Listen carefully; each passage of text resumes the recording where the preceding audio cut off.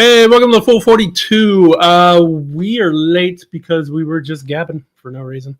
Sorry. It's so weird for me now to use the phone instead of the computer because I don't hear the music and I miss the music. Like, not the top 5 intro things like between numbers, like the intro music, like I see it, but I don't hear it, and it's not the same without hearing that intro anymore. Well, how are you hearing me if you don't hear the music? You're coming through the phone. Oh, and the phone doesn't play the music for you. Doesn't play the music. Oh, that's too bad. Yeah, it's very depressing. Not happy about it. Well, you can go back and rewatch our shows. I could. We are not 65 minutes late. Our clocks have been changed. We time traveled this weekend. Time traveled. Yeah. We got an hour back, which was nice. Yeah, but now I woke up an hour earlier than I usually do. I was like, I guess. Yeah, it gets darker sooner. That sucks. Awful. I don't like it. Nope. Yeah, this is true. I started talking about my yard, and I had to show him how big my yard was for some reason. I don't know how we got to that part. Yeah. Yeah, so sorry for being late. Your lawn guy. Yeah. Asked how big your property was. He didn't know how big his property was, so he Googled himself. I still don't know how big the property is. Does Google Maps tell you how big a property is? That'd be useful. I don't think so. I guess. But it was really funny that you went from, if you're familiar with Google Maps, you can like click and it'll move you like down the street kind of thing. And it went, the one that he was showing me was this just, clean property with nothing on it. And then when he moved a little bit, like to the next click point, it was months prior with a whole bunch of stuff in front of it. Years. It was weird. Yeah. It looked like it did when we first bought it versus what we've done to it, which is make it as boring as possible, stripped out every little thing. One click. Yeah. Just one click on the map. It was a total time jump, yeah. We're going to be going over PAX Unplugged games that are we're just doing the preview. We're looking at all the games that are listed, talking about them, where we're going to go, what we're going to do. If you're going to PAX Unplugged, come and visit us. Find us. We'll both be there, which is awesome. It's going to be cool. It's going to be cool. We'll get to that in announcements, right? Yeah, we will. But yeah, so that's going to be fun. Of course, we got a Luca painting, I assume. You didn't say, but yep. Definitely do. Awesome. Right. If not, I can always throw back to the ones I have. No, I got new. I'm going to keep going. I still got a huge box of ones that haven't made it on the show yet. So cool. I want to say hi to everybody else. Everybody else that's said hi, Eric. Yeah. Yeah, hi, everyone. Oh, Steven. Chris not awakened. I've never slept through or have I? No, I don't think I've slept through it. You were I think we were late because you fell asleep. Like you were napped or you were watching something, something happened. That might have been like a couple of years ago or something like that, but yeah, that sounds vaguely familiar. Yeah. Usually it's you. But not because I'm sleeping, it's because I'm dealing with kids. Hey, awesome. Yeah, we'll see you at PAX. Yeah. Normally you're like walking a dog or feeding a kid or feeding a dog and walking a kid, whatever you're doing there. As long as you're not feeding a dog a kid, right? Or feeding a kid a dog. Yeah, you don't want to do that one. But yeah, it's going to be a nice, easy breezy one this time. Just talk about games and stuff, which we love to do. Yep. Speaking of games, have you been playing any new ones? Not well. Yeah, on Tuesday we played. What the hell is it? Origin, or the new Stonemaier Trick Taker. Oh, Vantage. Nope, that's not it. That would have said Vantage. Well, you didn't Origin say story. what. That was great. What was it? Story. Oh, Origin Story. Okay, yeah. I have no idea what that is. So it's a trick taker. Hey. So it really depends on if you liked. I'm gonna open my copy because we played somebody else's copy. Okay. but I did play it. And trick takers are not my favorite type of game. I really love that he does that to it. It's just really cool. Yeah, for the first running run. Yeah. Yeah. Which number did you have? I saw 96. somebody had number 1. That's awesome. I have didn't hear you. 9610 out of 23,000 that were printed. Yeah. I'm kind of neutral on trick taking. Like it never sells me on a game, but it also doesn't detract me from it. Like I go, it's a trick taking game. Cool. What else? Yeah. Keep going, kind of thing. Yeah, You know? that's me. I need it to have something else. I don't just like trick takers. I needed to like Cat in a Box was really cool because it had every card was every suit at all times. You got to declare, and then it had that area control kind of thing. See, I didn't actually enjoy Cat in the Box that much. Like I didn't hate it. I just found no reason to go back to it. Yeah. I wanted to do something else besides just trick taking.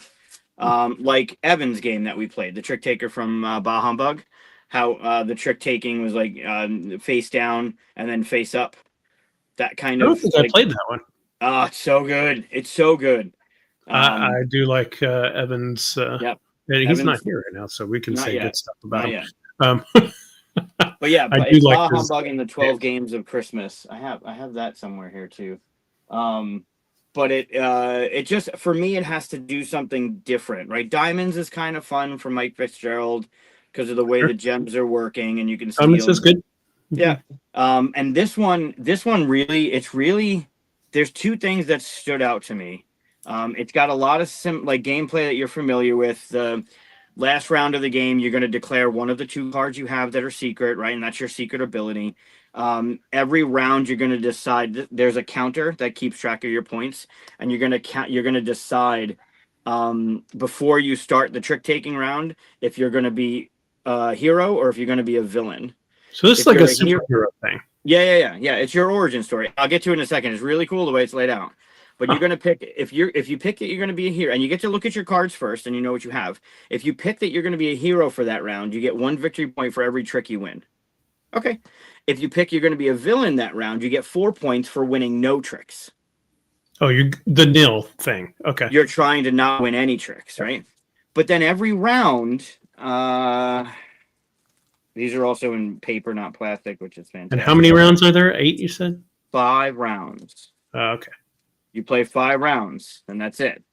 This is the back of the card. No cape. No capes. Yeah. You get dealt 3 cards, and you get to pick one that you're gonna put into your origin story, and it's gonna give you some sort of ability if triggered, if powered up. And the power up cost is here. Every round you get, I forget what it's called. Forgive me. Stamina tokens. You start with 1, you might start with multiple, and every round you're going to get a new one. You might get some more from abilities, but then those stamina tokens you'll put on this to power it up for that round. So this would take 2 stamina tokens, but then you get this ability down here, where this would only take 1 to power up, and you get this ability here, right? Sure. But you then the 2 that you don't get pushed aside, but you put it into your origin story, which is set up like a comic book. The art is absolutely amazing. That's fun. You put it right in one of these slots. So this would be your first one, then your second, then let me go the right way, 3rd, 4th, and then your 5th. The round 5 is when you reveal what your special ability is, who you are. Can you show me the comic part again? Is the origin that this person got attacked by a bunch of birds and now suddenly has wings? You could read into the story that way, yeah. Okay. Yeah, it looks like it. It does not take a lot in that universe to get powers, I guess. Nope. This one, I love that cover. That's a cool cover. Yeah. This one looks like Captain Marvel. Yep. And then this is the inside. Some kind of oh yeah, even got the got some gamma ray stuff going on. Fantastic Four origin type. Yep. Cool. I was very happy with the way that this worked, and I do not I'm not a big trick taker fan, but it was really good. Just the back of the comic book. That's nice. Yeah, it's really well done. I liked it a So lot. he did the back of the comic book as like a ads for some of the other games, which is like they used to do for comics. That's cool. I like that idea. Yeah, it's really neat. This person's there's a minus up here, and you trigger this ability, but you have to set it up here, right? So if I have 2 stamina and I can charge this either once or twice, then at any point during that trick or future that round's trick, then I can spend one of these. I don't lose it. It always comes back to here, but I can spend one to trigger this ability, and then you don't lose your stamina. You gain whatever you've gotten, plus you get 1 every round, and your abilities might give you more. It was really well done. I was very, very happy with it. I like it a lot. Show the box cover again, because Wayne's saying that he didn't like the cover as much, but he likes the back of it. Let me see the back. What's the cover? Can we see the back? Well, the back I was actually just playing with. It's got a paper on it that's kind of stickied. So hold on. That's weird. I don't want to rip it. I think the back is. Tear it right off. Sure. There it is. Pull the paper. There you go. You can't. Oh yeah, That's show us. I don't want to see the front. Show me the back. Yeah, the back does look. I like the colors on the back better. That's true. That's interesting. Huh. Yeah, it's really. I think I like the back. I like the tattoos on the front one, but it's very watercolory. The back one's cool. Yeah. Yeah. But yeah, pleasantly surprised. Really liked it. I mean, I hope there's so much to do in this one. There's a deck of events that happen only in round 3. So when you get to round 3, you flip over an event, and that's going to mess with that round somehow. And there's a stack of event cards, but you only use 1 per game. So it's like with all of the cards that are giving you abilities, plus all of the events, like it's really fun. And then the ability to pick if you want to be good or bad, depending on your hand. And the cards go 1 to 13. There's 4 suits. The heart is gold. That's the trump suit no matter what.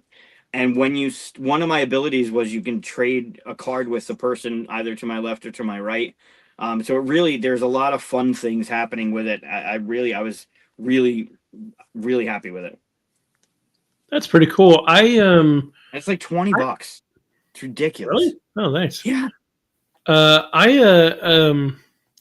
Lately I feel like I've been kind of just avoiding social media, not on purpose, but I've just been too busy and not really caring to get into it and stuff. So this is the first time a Stone Mayor game has popped up on a shelf before I've ever heard of it. Oh, wow. Normally he does a great job of telling people about it and all that stuff and I've just been so head in the sand doing work or doing other projects and stuff like that Sure. Yeah. Well, yeah, you have a lot going on. And this was ready to go. Like, this was announced, and then it was shipping. My friend is a champion, so he's like, "Hey, the new one's coming out." I knew nothing of it. He just said it's getting some hype, and it's a trick taker. And I mean, Jamie's one of those people that I believe in the products that he's putting out. Right? Like, we've talked about a couple missteps, but everybody has missteps. Not every game is for everyone, but you called it a misstep. I actually thought what was it, Red Rising? I actually thought it was a pretty decent game. Yeah.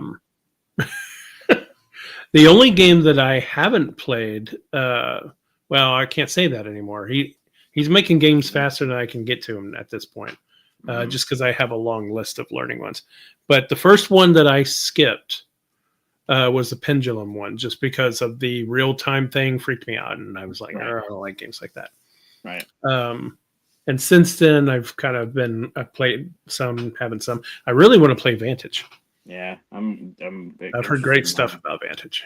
Yeah, this one's really good. I'll bring it with me in a couple weeks. Maybe we can get it to the table. I liked it. That's interesting. Solo. Yeah, Pendulum was brutal. I'm still not too. I love Tapestry. Tapestry is still a really fun game. I love the art. I mean, anything Andrew Bosley, but that sitting around when when you era out, there, Just happened to be right there. I haven't played with that yet. When you era out era 4, and there's one or two people that are still in era 2, and you have to sit there for an hour waiting for that. It's really not. The art's beautiful. I love the choices you have to make, but that's just. And I know things. I haven't really played it since any of the stuff is, fixed, but. I think part of that is just the way the game is structured. It's like Imperial Settlers, right?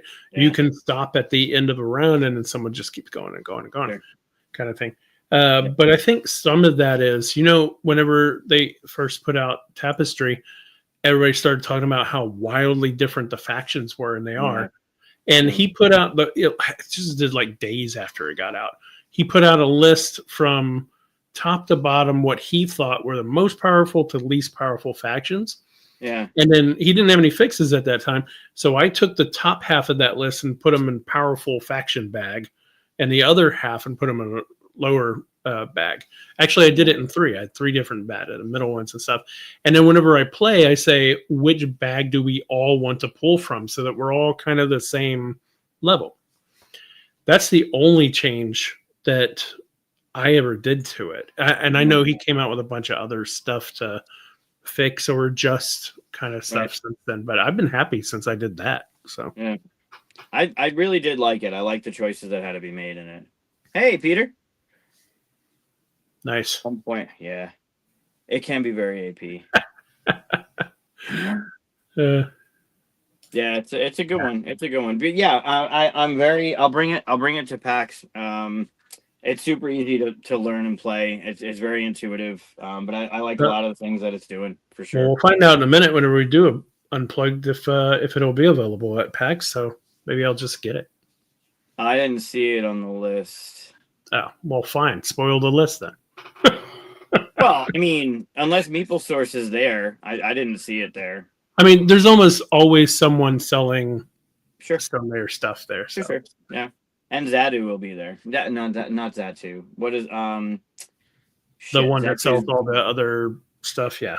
All the stuff from Essen. They Zulu's Game Cafe or something like that? Zulu something. They bring all the Essen stuff over that you can grab. Yeah. I usually don't buy at PAX because I have to fly. So, but we'll see. I try to leave room for like one. Oh yeah. Did you play that at the gathering like I did? Yeah. Matt taught us. Yeah, that was good. This is gorgeous. It's absolutely gorgeous. I played 3 chapters and I wanted to keep going, which is crazy because I am not a big roll and write fan, but because I love the story, and I just wanted to kind of go along. It was almost feeling like I've been watching reaction videos for Star Treks. Yeah, and it's like rewatching them, but with new people, kind of thing. And I get to watch the episodes that I know by heart in about 20 minutes instead of the whole hour. Right. So it's just like revisiting the whole thing. So it felt like I was revisiting the book and the movies and stuff just by going through that. So it was fun. That's cool. Nah, that's a good one. I like it. I'm looking to play it again. I kind of felt the same way about the Lord of the Rings. Is it trick taking? Yeah, trick taking game. We played Peter and I and some friends played that on the train to Kubla Khan, I think it was. One of those cons. Somewhere in Reno. It wasn't Kubla Khan. It was another one in Reno. Yeah. The second one's coming out. Which one? The second Lord of the Rings Trick Taker. Oh, is it? Okay. Cool. Did you look at the list we're about to go over? Some of it, yeah. I perused it. Great. That's good. We're going to look at it together. Like a reaction video. You'll see my reaction. I did go through it a little bit. I skimmed it. I have 4 pages. Yeah. All right. Well, I skimmed it. I had things to do today. Sure. I believe it. Oh, nice. Oh, that's cool. Oh, nice. Yeah. Yeah. The Two Towers is out, or it'll be out at PAX. It was in Essen. I think it came out at Essen. Cool. I forget who's doing it. It's Office Dog, right? Yeah, Office Dog. $27. Nice. I played Sleeping Gods this weekend. Nice. Love going back to that one. Starting a new campaign with my brother and his soon-to-be wife, and yeah, we started off, did pretty well. Got 2 totems the first game, so doing well. Nice. Cool. Yeah, that's a good one. Yeah, all of his dogs doing well. For sure. All right, should we do announcements? You want to go to announcements? Yeah, we can do announcements. We have a little banner for that and everything. Look, announcements. Look at you. It's like you've done this before. Only 234 times. You got to have something. Well, can I say that? Sure, I'll say something. We've been talking about Stone Mayor quite a bit. I'm going to get to have my name on the back of a box coming from Stone Mayor. Very cool. That's all I can say. As not a designer, as a graphic design. So can I say? I guess I can't say. You can't say. No, I can't say. I don't know if I can say. I don't even know if I can say that, but I just put it on there yesterday, and I was like, "Oh, that's so cool!" That's just to write it in there, that's awesome. Very excited. Yeah, so that's pretty fun. I'll give more information once allowed to or whatever. But yeah, sure. That's it. That's all you're gonna say. I mean, what else is there? It's fun. I guess that's true. Wait, is there something I forgot? Yeah, there's something you forgot. Does it have to do with you? It does have to do with me. I was going to let you say it. Oh, that's fine. I didn't forget it. That's your announcement. You announced. Well, yeah. I mean, I could say it. So, all right. So, 2 things. Intersection Games. I'm helping them out with a project that's coming. Some of the people in the chat, and people that I know have played the game, originally called Walls. It was that subway game where you're moving around doing the tagging. It's based on Chris RWK's art.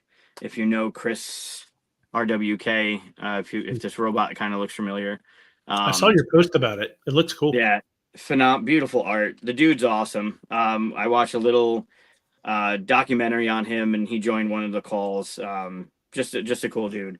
And I'm very much looking forward to getting that game out there. It's going to go to Kickstarter next year. But I did post a couple things about a call out for playtesters. So if you are looking to help out and want to playtest it,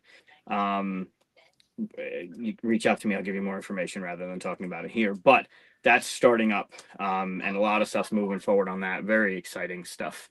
Even more exciting than that is I will be at PAX Unplugged in the same space as my co-host for the first time. Ridiculous. I know. You're going to hate me. There goes the neighborhood.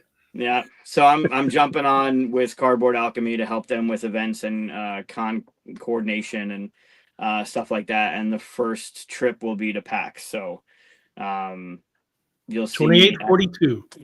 Yeah, 2842. I know, Peter, I'm breaking the news. Sorry. Yeah, so you'll see Chris and I in the same booth. You don't have to go from row 100 Oh, to no, row I talked to Peter. I 30. made sure our schedules are not around each other. I don't want to be around. No, I'm That's really funny because I have the schedule and I can just change it. Damn it. Yeah. Yeah, you got to have the booth number ending in 42. Wasn't that great? Yeah. Yeah. So that's super cool. I'm unbelievably excited to be able to join them over there doing what they're doing, and get to play Flamecraft Duels with you in person this time, not on digital. We'll actually be able to play in person. Yeah. Can't wait. That'd be cool. Yeah. And you'll get to see some extra Whisperwood stuff. Yeah. Yeah. So I did get permission to say that Duels will be there for sale. So if you are going to PAX, you'll be able to get Duels if you didn't pre-order it or Kickstarter it. It's fulfilling or starting to fulfill. But it will be there along with other stuff. The plushies are going to be there. There'll be pins. There'll be a fountain. You can take pictures at the Flamecraft fountain. It's going to be ridiculous. And you'll also be able to play, demo, and learn more about Whisperwood from both Chris and Brad. They'll both be there taking you And through. Luke Laurie. Oh, yep. Perfect. Have you met Luke before? He was on the show. I haven't met him in person. All right. Well, yeah, and Luke will be doing the Andromedas, I believe. I forget the actual schedule. I know I have it, and I can bust Chris's balls about it. Yeah, I'm excited to meet Luke in person. Maybe have a bourbon. I'm sure you could talk him into it. I'm sure. I'm very much looking forward to that too. So yeah, that's happening at PAX. I'm super stoked. I can't. I if the light wasn't on, the room would still be glowing. Let's put it that way. So yeah, we're gonna cause chaos in PAX together this time, rather than opposite ends of the exhibit hall as normal. It'd be nice not to have to walk 1.5 miles to go see you, Yep. only to find out that you've left to go do something else, and then me come back only to find out that you came to see me at a So. Yep. Happen more often than I want to admit to. Yeah. Yep. Yeah. So that's happening. Super stoked about it. It's gonna be a great time for sure. So 2842, stop by and get the stuff. I'm pretty sure, Peter, correct me, but I'm pretty sure the Flamecraft expansion is also going to be there, and there's tons of promos that you're going to. Did you not see the list? It's on the list. I see the list. I saw the list, but now I'm just thinking about other things. Yeah. But yeah, all the stuff will be there. It's going to be a great time, and you get to take a picture at the Flamecraft fountain, like crazy. This is the only sad thing about PaxU is that I'll be missing BGG Con. PaxU's fault. They changed the date to be on top of BGG. I love BGG. It's one of my favorite cons. I am sad to be missing it. Mm-hmm. If you're not going to PAX and you're near Dallas, sorry, but also you could go to BGG Con. It's awesome if they're not sold out. No, yep, Dragons and Dragons, which I worked on. So get it anyway. Yeah, it is on the. I didn't want to. It is all on the list, and we'll get to it. I know we sometimes leave off the stuff that we work on, but I didn't work on any of it. So not if you can come and see it and experience it. We're going to talk about it. Yeah. Sure. Yeah. Peter and Brad and I and my partner Aaron, we always, not always, but we often would go to BGG and just play games for 5 days straight together. And I will miss that, but at least we'll see each other at PAX, right? So this is true. Couple weeks. Ooh. Couple weeks. Okay, glittery Flamecraft pin. Ooh, do I get a pin? I want a pin. Yep. Yeah, as far as like publishers do it, because it's an event show versus a just play games for 5 days. Yeah. And it's the first one. And PaxU is the first Cardboard Alchemy booth. That's true. Yep. First time we're doing a full booth. Gen Con, we had a little bit of a dry run where we had event tables in the event hall, but that's not a booth, No. Yeah. It'll be interesting. Yeah, it's a 10 by 30, so it's going to be nice. Is it? That's cool. 10 by 30. Think about this. I'll just show up and people will tell me what to do. I will tell you what to do. Don't worry. Damn it. Wait. Part of the game, I asked Peter, I said, can I just command Chris? And he said yes. I said, okay, great. Great. I was not told that. You're not told a lot of things. I'm probably told a lot of things. I don't remember hearing that. It's probably that's true. You don't listen very well. I do. I listen a lot. Uh-huh. Yeah. Not to me. What? Sometimes. Not a lot. All right. So that's announcements. Unless you have any more. Nope. Cool. That means we have a Luca painting to check out. We do.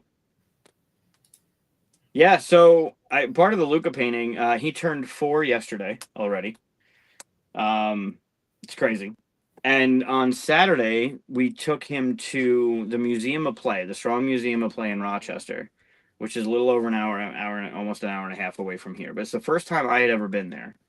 And I knew about it, and I know what's there. And it's It's much better than I thought. It's unbelievable. The amount of stuff that you can do Like a there. kids museum thing. It's a toy museum. Like it's got toys and video games and but the amount of like Ninja Turtle the Toy Hall of Fame is there. Huh. The Ninja Turtles board games were there. I saw everything. A giant Mr. Potato Head you can control. Like it was there's a giant Chutes and Ladders, a giant Donkey Kong, like old school Donkey Kong. Like Wait, it's just is it real chutes and ladders? Like you could climb up the ladders and go down the chutes? not real, but I it's want as that. big as a wall, and you control. It's got a spinner, and you control it from here, but it lights up the wall. It's really neat. The Donkey Kong was a full, like it was a giant setup, as if it was a giant arcade. You had your controller stick in front of you, and then 5 feet, 6 feet to the wall, and then the wall was like painted as an arcade Oh thing. wow. It's a giant screen. I got a picture. I posted it on Facebook with him. It was unbelievable. I said they need to put in better board games, a little bit more modern board games, maybe. Like they're going through the years, and when they get to the 2000s, they're okay selection, but like the original Return of Dark Tower, Ticket to Rise in there, stuff back from like the 60s, 50s, 40s. Like it's just the toys were amazing. Everything, the hands-on stuff that he got to play around with. It was just really like they have a whole Sesame Street area. So like I took a picture of him and Mika on the stairs, the iconic stairs. It's just it was really fun to be there. So if you're ever around, I know they do at the gathering. They I think Daryl Andrews usually takes a day and organizes a trip to the museum. But if you ever are in or around the Rochester area and you have a chance to go, it's $25 no matter what. Like it was $25 for Mika and it was $25 for me. But it was really, really awesome. Like it's definitely worth a trip. They have so much stuff. I still didn't see all of it. Like probably 2 days. You'd have to go through 2 days to see everything. Wow. We were there pretty early, so it's worth the trip if you have an opportunity to do it. It's worth the trip. Nice. But yeah, so he turned 4. He's been painting for quite a while now. I say it all the time. And this is watercolor on 4x4. And this one is also an oldie but goodie, I think. This was from May of 2023. 2 years ago. All right. Yeah, so the last one I think we did was June. So this one was from May of the same year. And this is, and I did ask him before he went upstairs, I did ask him what this was, so I know what it is now. But here's today's. All right, so everybody take a look at that. Tell us in the comments, even if you're not watching this live, you can tell us below. What is it that you first see, like the first thing that pops into your head? I know what I see. I like to wait for the comments to give. I'm trying not to go dark with them. I know that like the last couple of them have been a little bit like a little murdery or something like that. This one I can't avoid it, but so I see a little dark, but not real bad dark. It's fun. It's fun. I see a fun thing. What does everybody else see? You see like fun dark? Yeah, not fun. I see there's something going on, but not Okay. A dandelion, white seed version, being spun in the rain. See, that's the nice way. This tells us Eric is a peaceful, loving person, right? I see a lizard going for a morning stroll in flowers. See, another one that's peaceful and stuff. Yeah, I should stop watching so many violent movies or something, I guess. Evan says that Maddie says blue swan in a pond just after a storm. Okay. Eddie's not far off of what Lucas said. Banquet of flowers. Yeah. It's got kind of an Easter color to it, right? Yeah, they're really cool. Yeah. The green, the blue, the purple. Yeah, I like the colors. Really nice. Yeah. Warrior blue praying mantis on a flower stem of a red flower. So a lot of flowers, a lot of flower imagery in this one, which is interesting. Right? You said it's got the Easter kind of vibes to it. Yep. And they're saying a lot of flowers. Purple puppers? Hunting a locust in a pond. A puppy? Little A dog? A dog. A puppers? Is a dog? Okay. Never heard a dog referred to as puppers? No, I don't think I have. Oh, okay. Maybe I just Learned wasn't something new on looking. the 42. I'm always learning something new. uh, blue fairy with a purple hat. Okay. There you go. See. Also looks like a Pokemon. Okay. Mm, Pokemon's come up quite a bit here. yeah, Puppers. they do. Oh, gotcha. Hey, Tom, what are you Hey, seeing? Tom. What's your first impression? A giant purple creature looking down on someone hiding under the grass. Hmm. Okay. Okay. Yeah, mine's not dark. It's got a little violent. It's the purple is a mountain to me, and the green is a green dragon that's come from it and is being attacked by green like blue green goblins with spears. Okay. Yeah, not dark, but I just been playing a lot of D&D. Okay. Did you like the D&D thing I sent you earlier? Did you say? Oh, I didn't look at it. Oh, that's great. Now you don't listen or watch stuff I send you. That's great. No, I saw that it was on my phone, but I was in a conversation or in a meeting, and I couldn't click on it then because it's audio and all that stuff. So I was like, I'll look at that later, and then I forgot. It's very funny. Yeah. So All yeah, right, well, that's good stuff. We got one more here. Tom, purple flower being splashed with water. Okay. All right. Tom's pretty close too. Maddie's not. I think Tom's a little closer than Maddie this time, but not bad. I see General Grievous. Yeah. Okay. The purple is his head, Okay. right? Like those are his eyes. That's his mask. Sure. You see the two white dots there, the negative Yeah. space? Those are his eyes. Yeah. And then this is his heart. Okay. And this is after he got shot by Obi-Wan. yours is darker than mine. Yep. Yeah. It could be just Grievous flailing about with the lightsabers, right? With the blue and green, which is fine. But I can't unsee his mask up here, which would make this his heart, and it just exploding. I could definitely see some kind of like a human face mask pointing that way after you pointed it out. It kind of reminds me, those giant heads that are in the forest in episode 1 with the Gungans? Yeah. Yep. Those are called the Elders, by the way. Just some side thing. There's this whole storyline about how there used to be giant race of people that lived on Naboo and blah, blah, blah. But anyway, that's what it kind of reminds me of once you pointed out the face. Okay. Yeah, just because Grievous has those side things that look like kind of handles or whatever. Yeah, I like how he just made fun of that immediately. Yeah. Me's I like it. So I asked Luca what this was, and I guess Tom might be the closest, other than the flower. Tom might be the closest. They're just puddles. Puddles? Puddles, like splashing puddles. So Okay. the water, like he got the puddle splashed with water. Sure. So the water's in there, but they're just puddles. So I assume it's like splashing in like stomping in a puddle or splashing in a puddle and the water going everywhere. So that was it. A green puddle, purple puddle, a blue-green puddle? Yeah, maybe. Puddles. That's a good name for puppers. As long as you're not pissing in your house the whole time. That's what it sounds like.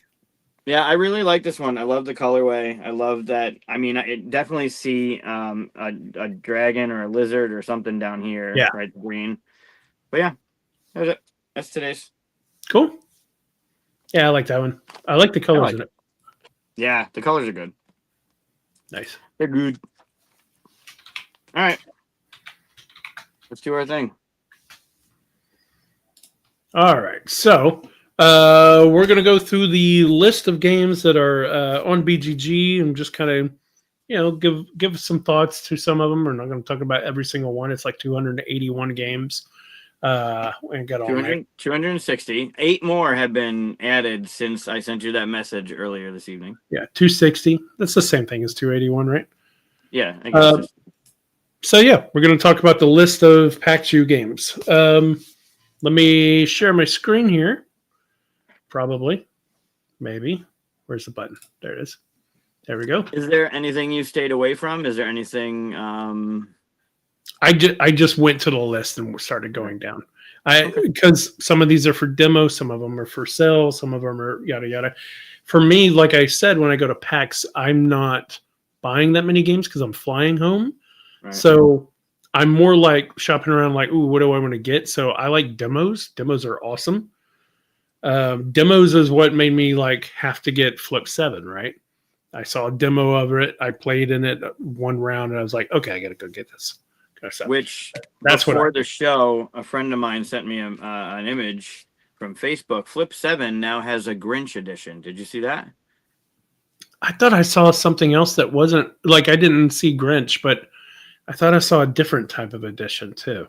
I don't know if there's multiple, but the Grinch one is real, and it's at Walmart. And I ordered 3 of them before I came on the show. Of course you did. Well, because we have the fundraiser this Saturday, which I guess I could have talked about in announcements. The fundraiser is this Saturday from 10 a.m. to 10 a.m. on Sunday. And one of the things we're doing is a Flip 7 tournament. So I figured one of them could be the prize for winning the Flip 7 tournament. Yeah. Cool. Yeah. Yeah. So I'm more interested in the demo stuff that's going to be here, but some things I might take with me. Some things, especially if it's small enough to fit in my bag, always try to leave a little space when I'm heading there. So yeah. This is actually what's weird is they start off, they tell you what the location is, like 25th Century Games is 2804. I don't know what this section is. Self-published. Yeah, there's no booth number. Yeah, there's nothing there. Well, it says it underneath. Like, change my mind. It says booth 4050, right? And then the Oath one is 4157. But they don't even tell you. Oath to Embers is what that one's called. They don't even tell you, why this is separate. I don't know. Maybe someone didn't put in the publisher with it or something. I don't know. Or maybe it's just they're self-published. Like, I think Dave and Di, what's the Rainbows one? I'm losing the name. I am curious about. I guess I am on the look for more party games I can play with family members that aren't heavy gamers right now. Yeah. So I probably will look at something like this. Well, it's just 3 to 5 players, though. I wouldn't say it's a party game. I guess you observe. Is it not a party game if it's only 3 to 5 players? No, I guess not. Open Wagers is like 6 players, isn't it? Yeah, that makes sense. Black Hole Rainbows. Thank you, Dave. I'm sure Di told you that too. Yeah, Black Hole Rainbows. We saw. I believe it was at PAX 2 years ago. And I believe they were self-publishers. I don't know. They had a booth. They were selling their game. They sold out. It was bonkers. Super fun if you don't have Black Hole Rainbows. But I think they just if you and I put a game together, we weren't necessarily in a publisher. You just self-publish it. Or I've also seen, I think Gen Con had a couple where they were looking for publishers. Like they had a game that they were offering, but they small printed it and then looking for something. But yeah. So I guess this looks like there was a family version too. This one's the not safe for work version. Although all it says is we're out of lube and then has mud, vomit, soy sauce, urine, toothpaste. And I guess you have to put those as secretly in order. Oh, wow. Of which are from best to worst. And then match is my assumption. That sounds a lot like the game Andrew Wolf made. I mean, a lot of these games are very similar to each other, and some of them are exactly it. I've seen duplicates of Telestrations and things like that too. Yeah. But okay, that could be fun to play on the show too. That one. Yeah, I want to see what they did for that for family version. What is this? 3 hours of waiting at the DMV, stop and go traffic, hunger cramps, watching ads, listening to a song on repeat. Okay, so it's worst case scenario, but without thinking about falling off a cliff, getting eaten by spiders, or whatever. Yeah. Okay, that's fun. Yeah. Yeah. That's false. That's false. Okay, so 25th Century Games has a lot of games. Most of these, I don't think any of these are new, right? They're all for sale at this point. Bullseye is, I don't remember Bullseye being there for, maybe it was there for Gen Con because it does say April, but Cat Days says November. Skyport and whatchamacallit, the four that came in there, Big Sur, Sand Art, Wine Cellar, and Skyport, I think released after Gen Con. He might have had some early ones there.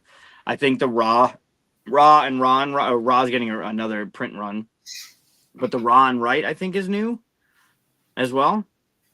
So Okay. and also I think some of these are coming over in that other European thing that he brought. Yeah, Wolf Days. All the Raws. Yeah, the Raw and Right I might check out. I'm not a big Raw fan, but the Raw and Right look kind of fun. You know, I've never played it. Yeah, Raw. People love Raw. There's Andrew. I just spoke your name, and there you are. $1 million, just in case. Yeah, right. Where is it? Why did I say million? I could have said billion. You don't want to be too greedy. Yeah, I do. I never played Raw because I have it, and I got it. I got like the 2 versions ago or something version, and I put it on my shelf of learning, and I was like, all right, got to learn this one. And then they came out with a new version, and instantly I was like, no, I don't want to play. Just the instant they go, hey, we made a new, better version, you go, oh, well, why would I learn this crappy version that I must have on my shelf? So, yeah. I played it. The production is amazing. Like it's beautifully done, which I'm not surprised. I'm sure Matt Paquette worked on it. Let's see if we can get Matt in here. I'll say Matt Paquette's name, and we'll see if Matt Paquette shows up too. That usually works. But usually Chad puts out good stuff, whether it's the Penguin Party, which is just a card game that's just fun and quick, or like Raw or Skyport, like something with Bosley art too. I would recommend, if you are grabbing anything from that booth, Botswana is great. I played it again at QSCon with a few people. Big chunky minis. You're determining what the value of the cards are going to be, and you play a card, but you can take any one of the animal meeples. So you can play a lion, but take a giraffe. And the cards are numbered 1 through 6. And whatever the last card is when game ends for each of the animals is what each animal is worth. So at the end of the game, if that 5 lion is the last one in the lion row of cards, then every lion is worth 5 points. You might not have any lions, so you might want to like hold on to your 0 lion until late game and then drop the 0 to make sure all lions are 0 points. The way that plays is really fun. Definitely worth replaying too, because then you learn how to like adjust the market in a way where you want to hold on to the cards. Maybe you're sitting on a 5 lion, so when you drop the crocodile, you take a lion, and then you drop an elephant card and you take a lion, and then you drop your 5 lion, and now your lions are worth 5 points because you triggered endgame or something. It's really, really well done. It's a reprint of a Knizia game. It's been out for I don't know if other iterations, but this one has been out, and it's definitely worth. He did a great job in reproducing it. I would grab that one. I've talked about this other one before, Neko Syndicate. Neko Syndicate is phenomenal. It is very solitaire-ish in how it plays, but the choices you have to make and how the pyramid triggers is brilliant. You're putting different places into your pyramid on the left side or the right side or in the middle. They're always going to be underneath, right? You're going to have this pyramid of 4 rows. And then when on your turn, you're going to trigger, your meeple is going to go down the cards and it can never go up. But like if it's on top of a card, it can either go to the bottom left or bottom right. And then from there, it can go to the bottom left or bottom right of that one. And you're trying to fulfill these orders. The production's great. The pieces are great. The gameplay is really fun. Interesting. And then for $20, pick up a copy of Wine Cellar. There's no reason not to. We played it on Tuesday at QSCon Tuesday. It's a friend of the show, friend of mine, Andrew Stiles. The game, it's so brilliantly done. I can't wait for the next one to come out with the woodpeckers. That is also going to be with Chad. But the way that it uses the market, your cards are your bidding, and then your bid card then goes into the market, and you're trying to satisfy your client's wish list, basically. And it's got a certain type of wine, it's got points on it, and then you're setting up 8 cards, and depending on where it is in your 1 through 8, that's how many points that's worth. So if you look at that far right card, I think it's from South America, maybe. The pink one? That's the 7 all the way down at the bottom. If that's the top card in your row of 8, then it's worth 7 points. But when you get a new card, you can't insert them wherever you want. You can either place it on the top of your rack or the bottom of your rack. So if you start putting cards on top of that card, you could put 2 on top of it and bump it up to that 8 value. Because if it's third in line, it's worth 8 points. Gotcha. But if you start doing too many, it's going to start losing points. It's a brilliant mechanism. The number in the upper left is your bid strength. The highest number is going to go first. You get to take from the market first. Then that card ends up being in the market for the next round for people to bid on. So it's a push and pull of, like, if you played Art Society, where it's got the bidding cards, and you want the art, you want to bid high, do you want to bid really high, can you get away with doing a low number this time? The bidding in this one is just, it's fantastic. And then the puzzle of trying to get him in from 1 to 8 it's just brilliant. It's so well done. Nice. Yep. You could retheme this to be board games, because putting them on your shelf in certain ways. Sure, yeah, for sure. Yeah, it's great. It's really, it's a good one. But those would be my 3 if you're going. And Chad always has something for somebody. The game, he's got bigger games with big box games like Grand Central, Skyport, Sand Art, and then Wine Cellar is an easy game to take with you if you're going anywhere. Vanity Place by Clarence is also really good. I saw that one, and I was pitched that one as a prototype. That one's good. He's just got an array of stuff that's sure to, like, you'll find something at Chad's booth.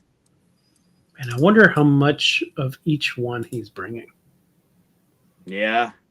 That's a lot of product for a booth. And he doesn't want to take anything back. And he's very good at predicting that, right? Unless it's something out of his control. He'll bring enough every time. Nice. All right, so Alibi. I always want to sing that song in my head. Alibi. Stupid 90s song. There's one that stood out for me in this one. Good. Yeah, definitely. Yeah, I didn't know any of these. I have seen the cover of Garden Lake, but other than knowing anything about it, which one jumped out to you? Garden Lake. Well, there you go. Yeah, I think it was. It might have been at Gen Con. I'm not sure, but I like the puzzle that it's creating, right? Everyone's playing. Everyone has to play a piece every round. And it's got that polyomino shaped kind of puzzle. It looks really fun. You're creating a pond with lilies and koi fish, and there's some sort of like combo. You have to play one every turn. It's got that cottage garden kind of, that Uwe kind of feel with summer. The hell was the summer one? I think Cottage Garden also did it, where it's got this loop of polyominoes. You're going to draft one and play one, and then you got to fit it into your garden somehow, and there's combo bonuses. It looks really good. I'm at the stage of my board game consumer life where I'm fighting the old man. You know what I mean? Like, every time I see polyominoes, my first instinct to go is like, I don't like polyominoes, kind of thing. But I'm constantly going, shut up. It might be great. Might be awesome. Give it a chance. The positive view and stuff. I still can't shake that feeling every time I do it. And I haven't had a bad experience with polyominoes. I have no idea why I have that reaction. You got to at least get through so you can play Cosmic Colonies, the one from Floodgate that I feel is criminally underrated, which is the polyomino game. And you're covering up stuff. I want to play games with polyominoes just to defeat that negativity that I feel pop up, right? Sure. But I haven't had a game yet that has been like, oh man, this one's awesome. Okay, defeated the negative feeling of that. I haven't had bad ones. Like I said, I can't think of the negative reason why polyomino just subjectively makes me go like, kind of thing. Yeah. But did I just echo Dave? Well, then I really got to fight the old man. But yeah, that's I don't know why polyominoes are like that for me, but I hope to someday play a game, and I will try them. That just makes me go like, yes, that's awesome, and now I Yeah. love polyominoes. Okay. I do notice that Garden Lake is an Uwe game. I wonder. Yeah. No, it's not a re-implementation of anything.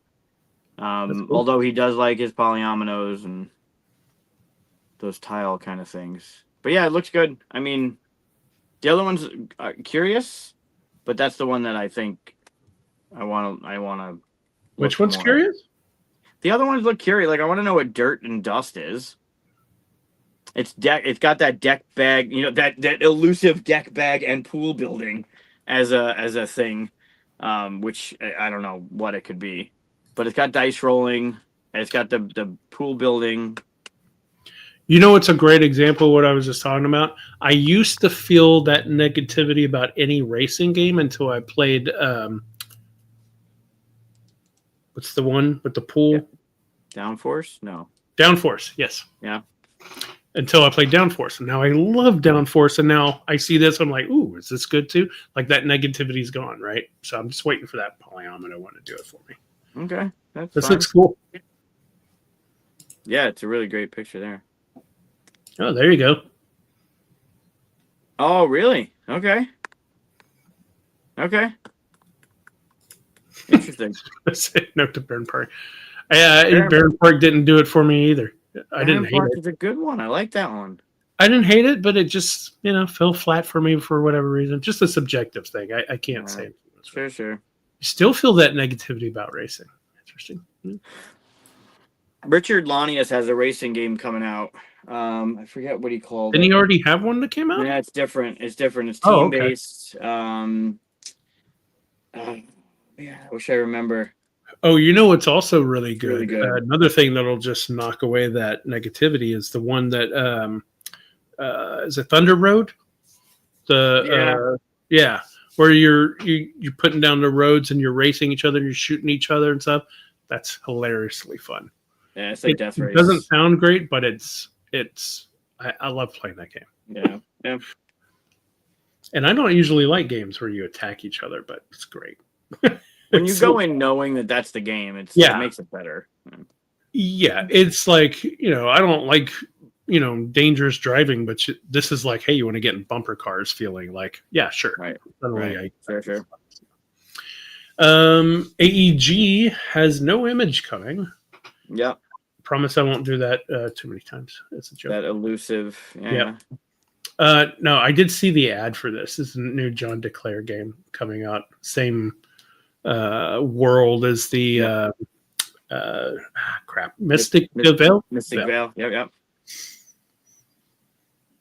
Yeah, I played Mystic. Oh, I played Mystic Vale before. There was one in between that I didn't play though. What's the one part 2 to that? The big one. It's like Edge of Darkness or whatever. Yeah, it was so big and massive that I was like, well, I hadn't played any of these before, so I put the money in for it. But that was the intent. The intent was Edge of Darkness. Mystic Vale came out of Edge of Darkness. Hey, we know a lot of this. Cool. We do. There's Grant. I see Grant. Yeah. But yeah, this is not a lot said about it, so I'm definitely gonna go check it out. I'm giving it a thumbs up for it.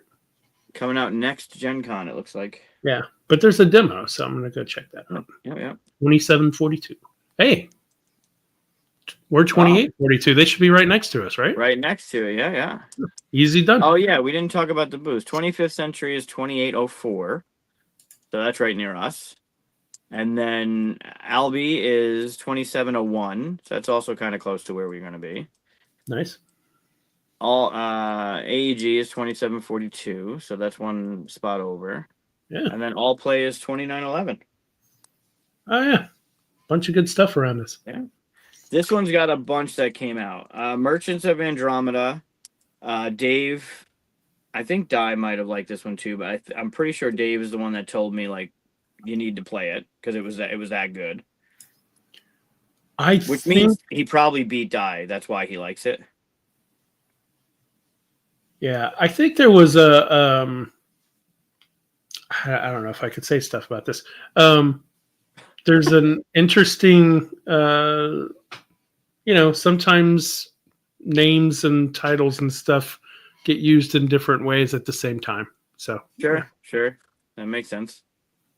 Well, you said that one was good. I'm curious now about Three Witches, because that's a trick taker, but every trick is a 2 versus 1, which I think is interesting. But it looks like you have to play it with 3 players. Like you can't just play it as a 2-player game. So you need 3 people. And the only other game that I remember being 3-player specific was a game called Trieste by the same group that did the game that we talked about last week. Darkness. What is it? Darkest Night.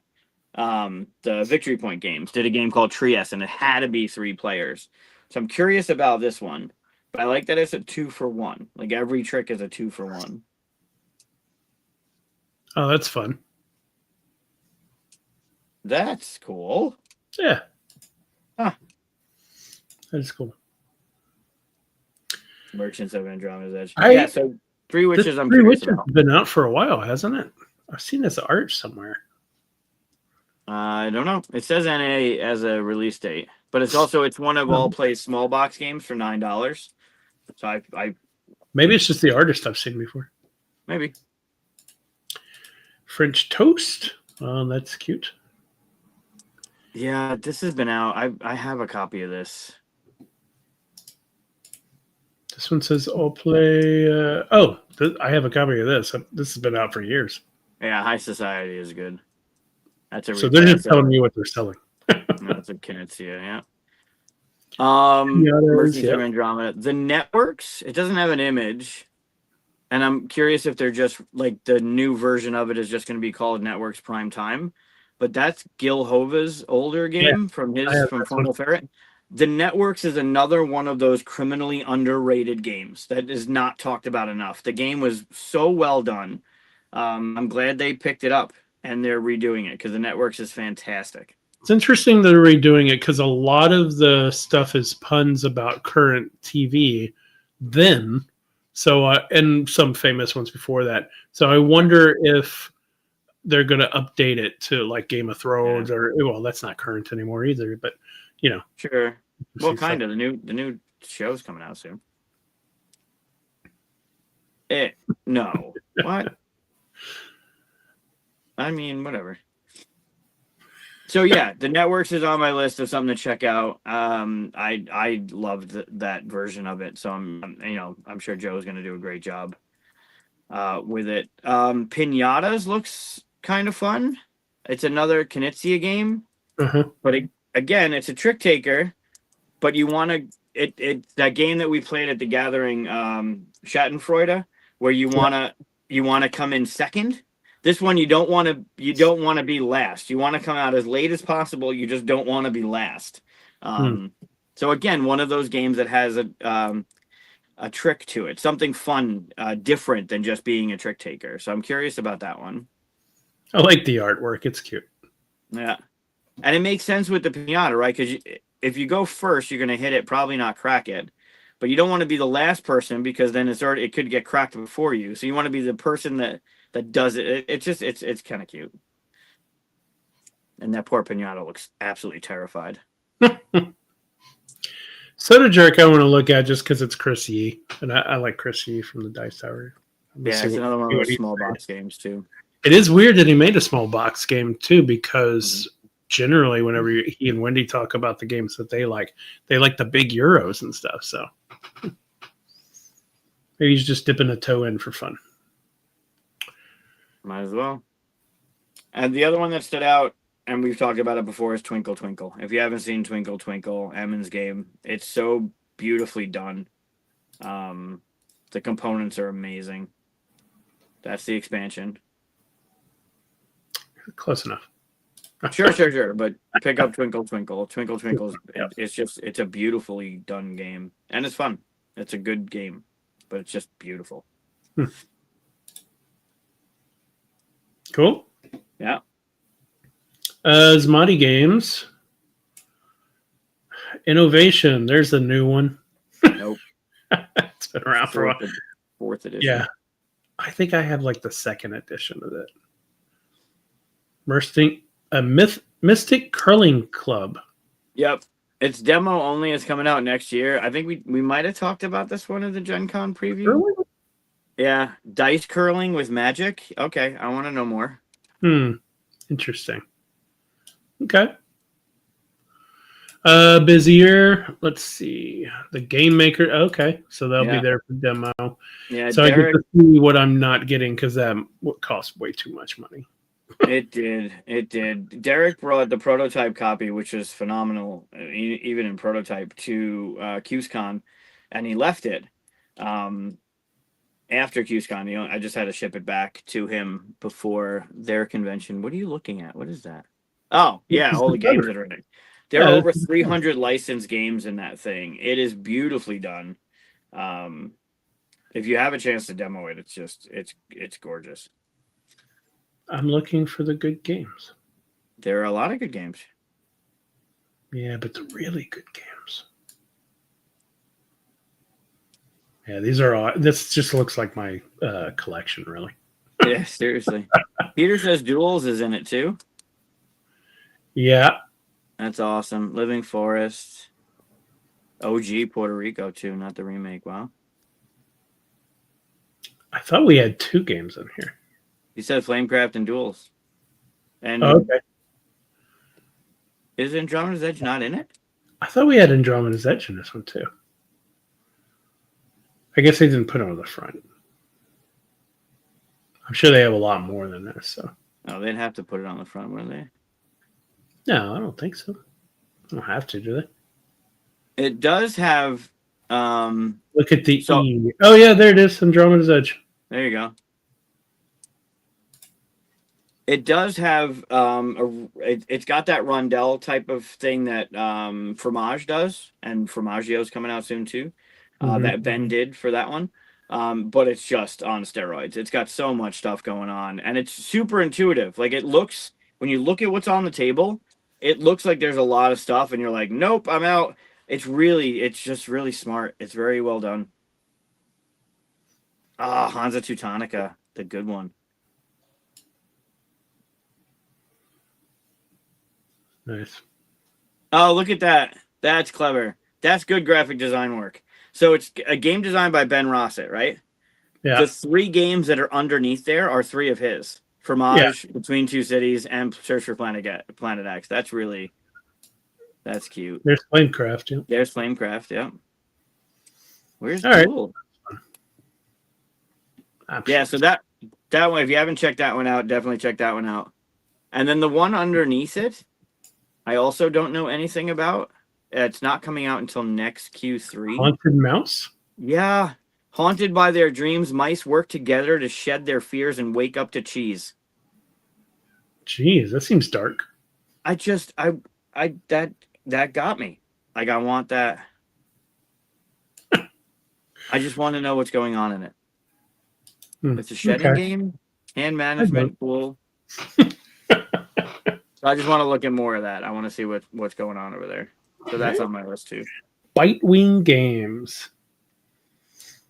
Bitewing's real. I talked about them. I think it was Gen Con this year. It might have been Origins where I picked it up, but it had Icar and the Iliad, the 2 Knizia games that they redid. Right.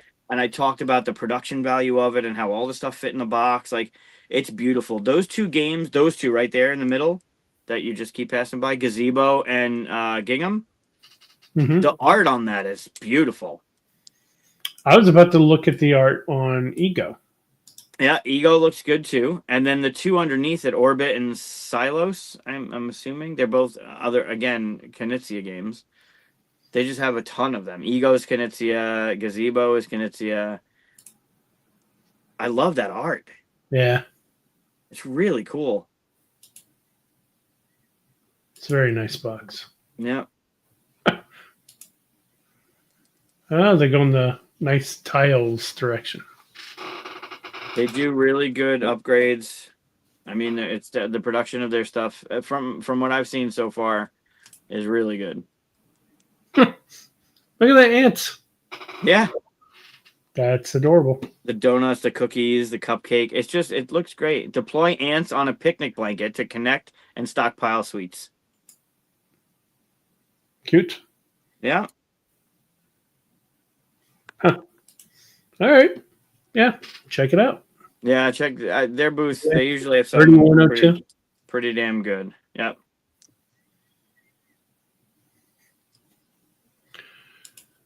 Yeah. No. We all thought No. it.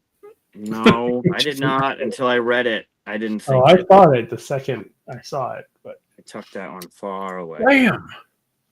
Yeah, so Blam. So there's a bunch. I don't know if, I mean, we'd have to scroll through and see, but there are a lot of companies that use Hachette at conventions, and Blam is one of them. Scorpion Masqué is another one. Studio H is another one. Blam's the first one I think that we got, but Celestia, I will defend. I love this game. I don't, from according to Jason, they haven't changed anything. Maybe it got a little bit of an art lift. I don't even think they changed. Why should I love this game? Why? Yeah. It's right up your alley. You get to lie to me and laugh in my face when I believe you. Describe my alley. Oh, so it's bluffing. It's got some bluffing to it. Little bit, yes. So every round, someone is the captain of the ship. You roll the dice. Those are the threats you have to. What? Look at me. I'm the captain now. I'm the captain. The captain rolls the dice. Depending on where you are, it's either 2, 3, or 4 dice. The dice do have blank sides on it, so cool. But there are 4 different threats that you have to manage on your trip from the one landing spot to the next one. Hey, what's going on? You have a hand of cards, and as the captain, we're going to ask you, like, you think you can handle it? And you're like, yeah, absolutely, I can handle it. There's just a bunch of birds, or yeah, it's just a lightning storm. We'll be fine. And then we either decide to stay on the ship because we trust you, or get off the ship and take one of those cards there on the left, which have points on it. And then you reveal that, oh, yeah, you were lying the whole time, and we all go down with the ship and no one gets any points. Because if we get off, we get points. And as the captain, you have to stay on the ship. You can't decide to bail. Until there's one card that if you're the last one on the ship, you can then use the parachute and get out or whatever. It's just stupid. It's fun. It's just a fun game. It's easy to get into. And it's a first to 50 points. Like it's pretty. This reminds me a little bit of a long thing. This reminds me. So there was a game called Battlefield 28 something. It was the future, right? And it was a game where you got on the server and everybody it was playing at the same time, and you had one team, there was another team, and it was flying big ships and battles on the ground, battles in the sky kind of thing, right? One of the ships you could get into and fly, and it was just the first person to it, was a transport. And you're supposed to get the transport, wait till people got on, and then fly the transport over to their other big mothership. And then everybody would get off and then, go in there. Of course, sometimes the transports got shot up by fighters and everybody dies, right? So I get on the transport, I'm flying, everybody jumps on it, and you can talk to people that are on there. So yeah. I start flying, and they all can hear that something just got a missile lock on me. And somebody goes like, quick, get away, or something like that. And I just say, I'm a leaf on the wind. And instantly everybody abandoned ship. But like everybody just jumped out. Just nope, that guy's crazy sounding. What? But I managed to avoid the whole thing. I dived down, went between stuff, got to the top, landed on the trooper thing, and I was the only one left. That's hysterical. So, but that's what it made me think of when you said, like, sure. I don't trust you as the captain. I'm like, no, I'm a leaf on the wind, and yeah, yeah. This is a good one. I really like this one. It's a remake of a game called Cloud9. It adds a couple action cards to it. That's the new box. That's. I was about to say, I like that logo a lot better because I can read. Definitely easier to read. Yeah. But yeah, there's four or five, I think 4 action cards, but otherwise it's first to 50 points, and either you trust a person to get to the next thing or not. Cool. It's a good one. I love Celestia. It's one of my favorites. I don't know anything about Brother Ming Games or Match Marble Puzzle Fighter. Looks like a match. Anybody hear about anything about this? Tell us in the comments if you know. Cool looking parts. I see marbles. I see acrylic pieces. I might go check that out. That looks fun. It's a demo. So arcade. Yeah, Interesting. We all know how to save a world, right? We played it here on the show, so everybody should know. But no, that's a great game. Yep. Definitely go check out Burnt Island. I imagine they'll have more than just the one game, right?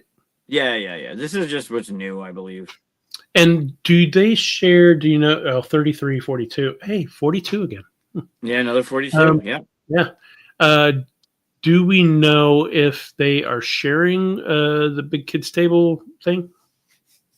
Yeah, so 3342 is Burnt Island Games and their parent company. I guess parent company would be KTBG. I don't know who would be the parent company. Sister company? Sister Table company. Board Games. That's what I meant. Yeah. So Burnt Island Games and Kids Table Board Games are 3342, and then Grand Gamers Guild, who's their partner with Deep Sea, Endeavor Deep Sea, they are over at 3346. So they're basically right next to each other, which we'll talk about Grand Gamers Guild in a little bit. But yeah, Kids Table Board Games, I'm sorry, Burnt Island and Kids Table. Burnt Island and Kids Table board game. They're phenomenal people.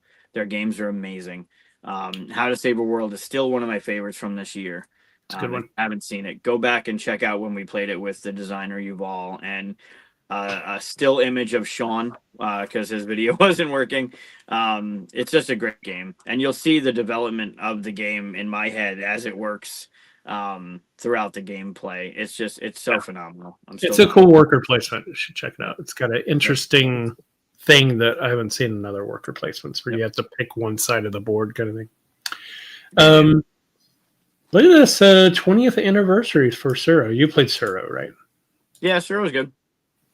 I wanted to see the new box up close. Is that not in here? I was wondering if they changed the tiles. Oh, no, you didn't pass it. Oh, okay. I was wondering if they changed the tiles and things like that, But you can go to version.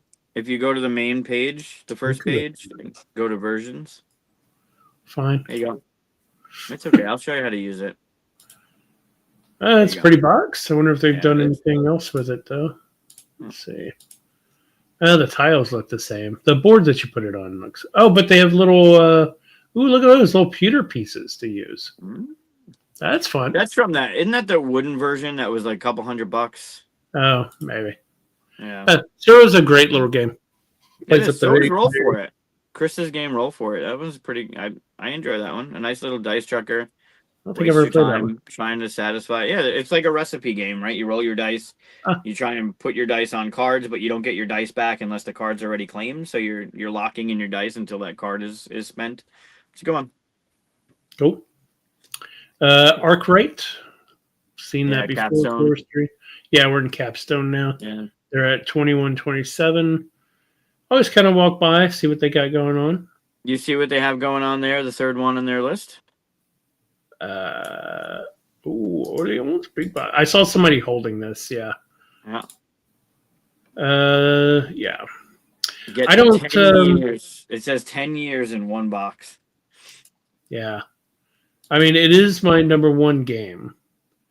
But I have the deluxe Kickstarter original. Like, would I choose another version over it, or do I need this? I assume because you play it wrong. You might want to get the new edition because you play it wrong. Yeah. I did play it wrong for a while, for 10 years. That's all. Yeah. Yeah. I mean, if it was significantly different art or something like that, I might be influenced. But if it's just the expansions, I've kind of not gone for expansions this whole time anyway. One of them's a cooperative, and I don't care about that, as you know. Yeah, the rest of this kind of looks like, although instead of flat tokens, look at that. They have stand-up tokens. That's fun. Yeah. That's fun. I wonder if you could just buy the tokens. Oh, look at the little houses. Yeah, some nice pieces. Oh, they did what I hate. What did they do that you hate? Zoom in. What? Look at the houses. What's wrong with the houses? What color is printed on blue? What color is printed on red? What color is printed on yellow? The white on the yellow? Oh, I can't stand that. I mean, we've talked about this before. It's a graphic design dilemma every single time that yellow is a player color, because anytime you have a screenplay, white looks best on all other colors, but then it's, do you change to black on yellow, and then it feels weird, off, like as if you're like a different type of player or something, or do you do the white on yellow? That makes it hard to read. It's very difficult. That's why I was just going to say that's why orange is better than yellow as a player color. That's what I was gonna say. I offer a third option rather than changing to black for one print, which adds more cost. I get it. Or going white on yellow, which is wrong. It's wrong. Don't use yellow. Yeah, go orange. Use yellow. Orange is better than yellow. We all know that.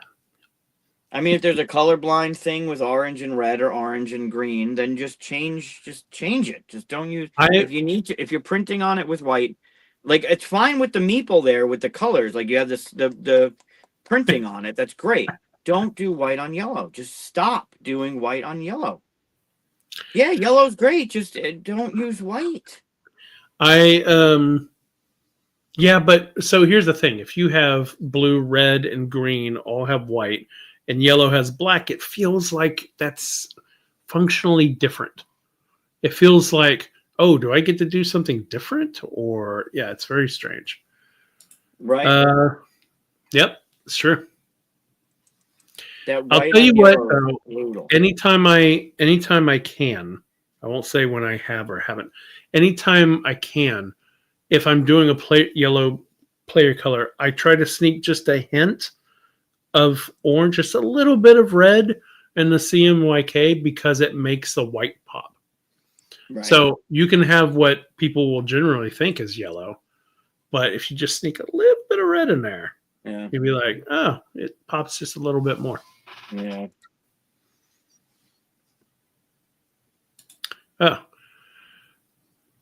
Oh, nice. Oh yeah, I talked to Jeremy Howard at Gen Con about it. Ooh, nice. Yes, nice. I love Jeremy. Yeah, it's gonna be pretty good. Awesome.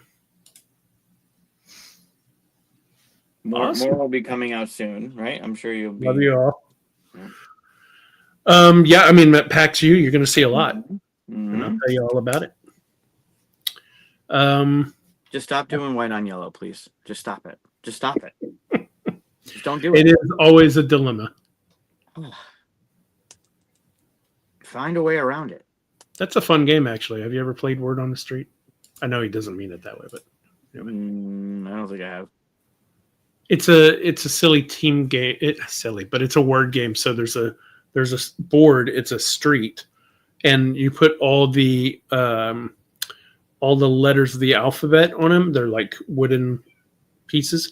Only they skip some of them, like Q and the hard ones, right? Or X and stuff. And then you get a category. One team gets a category, and it might be like, vehicle, and you have to come up with one word. And then you get to pull all of the letters that are in that word towards you. And you're trying to get them to come off the street. And once you come off the street, you get to keep the tile. And then, most that's cool. tiles first wins. Yeah, it's a fun little word game. Yeah. You're trying to get the longest word, basically, that pulls lots of stuff. So Sure. That's cute. It's a good idea. It's an old game, but yeah, big bucks, New Orleans. I don't know. I'll go look at it, obviously. Yeah. I'll have to decide if I don't know. I feel like I'm betraying my old deluxe copy. You can still play the new copy wrong. It's okay. Yeah, it's true. I could always play wrong. That's comforting. Oh, there you go. Yeah, I've never been to PAX West. I've never been to PAX West either. I think Peter has a couple times. It's Tim's convention.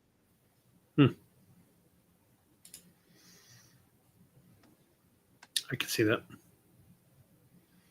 Just give me the old. No, that's mine. You should ask Lance for that. Okay. Get back on topic here. Yeah, so Capstone's always got some good stuff. I mean, they definitely have great titles. I don't know anything about that one. That's insane. Western wrestlers work together to defeat opposing teams. Trick taking. There's a trick taker. How many different things can you say to make me run away from your game? Jeez. Wrestling Western. Okay. Cardboard Alchemy. There you go. Yeah. Can I just say how excited I am about Flamecraft Duels? I can't wait to get my copy. I've been dying for a real version of this to show fucking everybody. You must ask me every other episode. Hey, should we play duels on the episode? I really do. No, I really do. Even do the other stuff. Even before this whole PAX thing was going on, like we played it a few times on the show. I've definitely brought it up. Like maybe we should play duels tonight. No, it'll be a long show because we got the rundown. Okay, fine. And then even tonight's episode, I was like, well, we're going to go over PaxU. Why don't we play duels after? Because it's going to be at the show. And Chris is like, no, it's going to be a long show. I love always a long show when we have these lists. Yeah. I genuinely love that game. It's so cool. It's just awesome. We will definitely play it at the show. In person. Yeah. Yeah, it's awesome. It's just so cool. And then you get all the other stuff is going to be there, right? The promo pack and the dragons, and you get to see Whisperwood, and it's going to be fucking awesome. Dragons expansion is awesome. I got to test play that for half a year, and I loved my job doing that stuff and test playing with our Discord people. By the way, you mentioned you're looking for test players and stuff. I should have said also that if people are interested in test playing with Cardboard Alchemy, we have a Discord. Go there. You can sign up, become test players, hang out with me all the time. It's awesome. But yeah, so duels will be there, expansions for that stuff. And like I said, we'll have some stuff of Whisperwood to show. We're not doing it says demo. We're going to kind of show you. You would do this and this and this. We're not going to have a whole table set up to demo. Although I might have the game or something, parts of it. I can at least, tell you all about it and stuff. So, yeah, working hard to get pieces for it. Yeah, it's gonna look good. 2842, come see us. The booth is gonna have. Didn't Peter send me the booth layout? Where's Whisperwood? There's a table. It's going to be on a table. Yeah, I just mean we're not going to be running full demos of it, 3-hour things of it or anything like that, or 2 hours, whatever it takes. Yeah. 3 to 4 hour game, 2 to 3 hour game. Yeah. We got it to so the 3 designers, we can play it in about 2 hours, but we know the game very well. I would imagine the first game, if you play with 3 players, probably be 2.5 hours. And we're working to trim that down a little bit. But as you know, I love big games. So, and the biggest, most important thing is that there's no downtime. You are active the whole time, just like Orleans, right? You're just constantly doing stuff. You're simultaneously pulling stuff and all that stuff. Right. Andrew, I was talking about how much in love I am with Wine Cellar and how we just played it on Tuesday and how brilliant that game is. And for $20, if you're at PAX and you don't pick up a copy, you're missing out. I don't think we can get Evan to write our copy for us. Probably not. Probably not. He's the Saturday Night Live skit about it. Yeah. Garden Club. Yeah, look at that. Garden Club. I don't know. So Chris Couch, I've talked about Chris Couch games, I think for the Gen Con, because it was a demo for Holiday Hills. Garden Club is Andrew's, one of Andrew's games.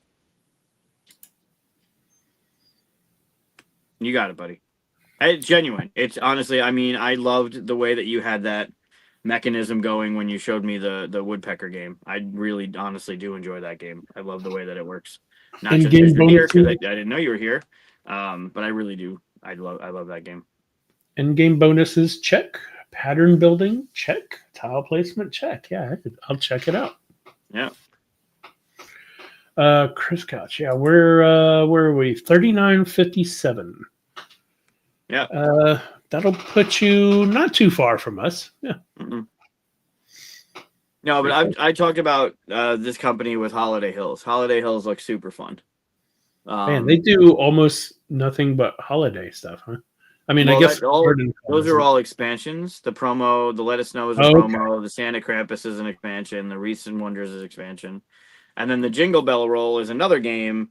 And then the Naughty or Dice is an expansion or promo for that. And then Vector. This is the first time that I've seen Vector. I wanted to see this. I just for the artwork. I mean, it looks really nice. I like this idea of the ship like unzipping the universe as a cover. So, I mean, graphic design, artwork will always let me. I'll at least pick up the box and look. Yeah, we'll see. Yeah, this one looks good. The jingle one looks great. I'm very excited about that one. Vector doesn't have much. There's no designer attached to it.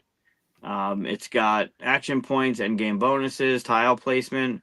Use your deck of cards to perform movements in order to draft polyominoes. So that's right up your alley. You love polyominoes. Do you buy holiday games when it's not around the holiday? There's not that many holiday games that come out.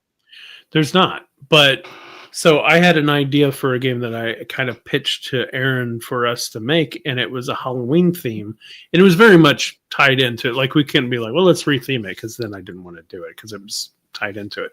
And she convinced me people just don't buy games unless it's around that time and all that stuff.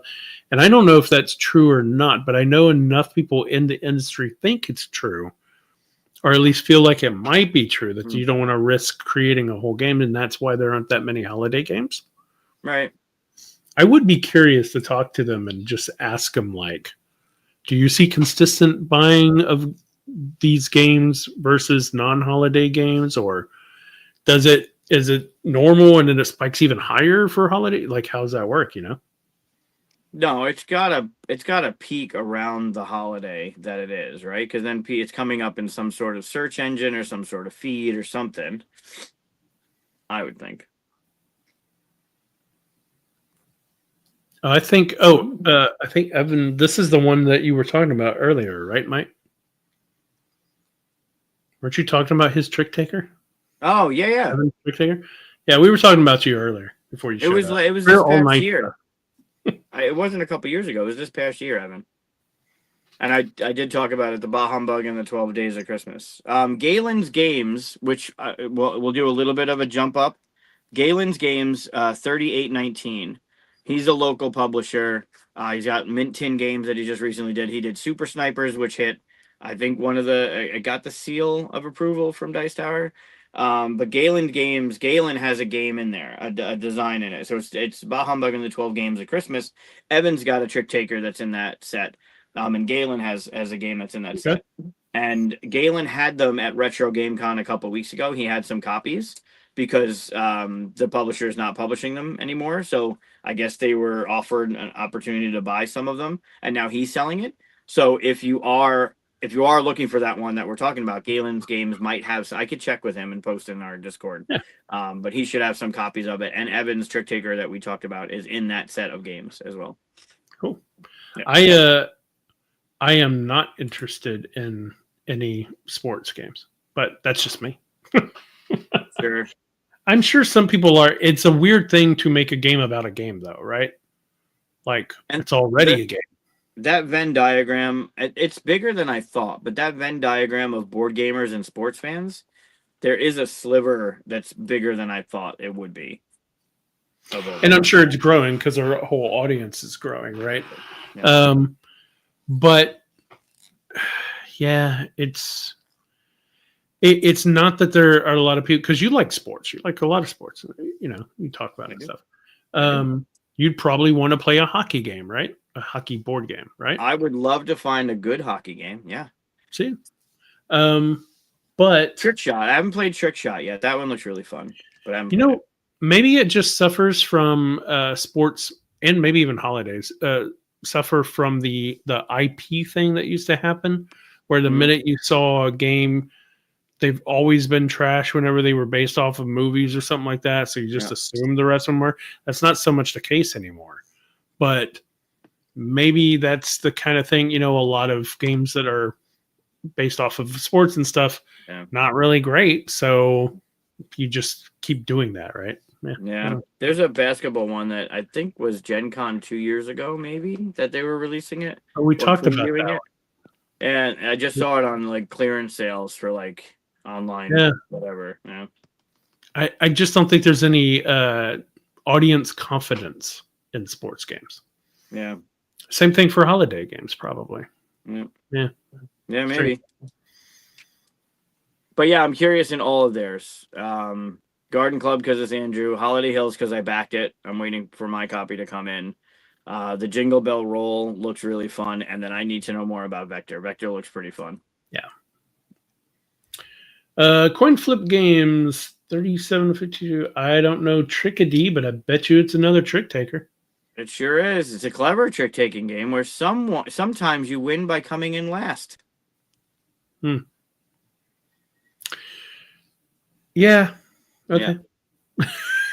Yeah. I'm fighting the negativity on too many trick takers is the problem. Trick takers are super popular, and they're a lot of people are producing them because of the whole tariff situation, right? It's just a deck of cards. It's just an easier thing to get published and printed and whatever. Which is fine. That's good. And it's weird because I had the same kind of reaction rolling right whenever 50 of them came out in 1 year. You're like, tired of hearing rolling rights, but there are some good rolling rights we even talked about earlier. Yeah, there you go. They're still coming out and they're still doing well. And there's some great ones, but it's the mindset of like, I'm seeing a lot of this, so give me something new. I got that Cult of the New thing. Yeah. So fighting it in my head because there's still some good games I don't want to miss, right? Yep. Slay the Spire, that's been out.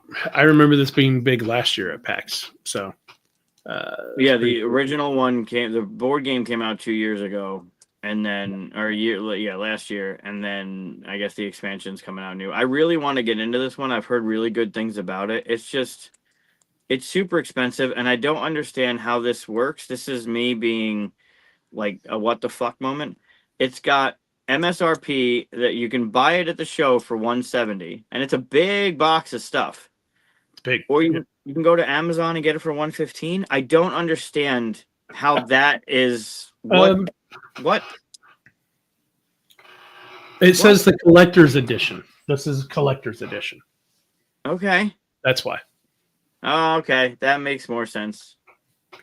Is there anyone else like me that whenever someone says there's a normal edition or a deluxe edition or collector's or whatever you want to call it, if you don't get the big one, you also don't get the small one? You know what I mean? Like if you go, okay, there's the big collector's edition, it's $200. Or if you get the standard one for $80. My brain goes, okay, if that's that good at this price, what kind of crap am I getting at $80? I'm not doing that kind of thing, right? So I just bail on the whole project instead of getting what might be a really good game at standard. But I can't get this process out of my head where if I can't get the best, I'm out completely. Yeah. And so I'm missing out on some awesome games like that. And I'm starting to regret that practice because I'm hearing about awesome game stuff and then like, yeah, I'm not paying $170 for Slay the Spire. I might not like it. $115 though? Maybe, Yeah, it depends. Like acrylic pieces and cardboard pieces, Sometimes I'll just go for the cardboard because I don't know. It depends on the price and what they're asking. But I'm not going 115 if I can get the deluxe for 170. If I can spend 115 on it, I'm spending 170 on it. But I'm not getting it because I don't know if I know Sure. everyone's talking about how great it is, but I'm not getting it because I don't know if I'll like it. Yeah, it could go the other way. I could be upsold, basically, right? Like if I see the standard, I'm like, okay, $80. Yeah, that sounds good. There's a lot of cool stuff here. And then they go, here's the next thing. Right. And it's Right. $200. And I look at it and I go, wow, this is all amazing stuff. I can be sold that way. But if I Right. don't get sold, I leave the whole thing completely, even though I was about to get the 80. Yeah, it unsells me in a way. Mm.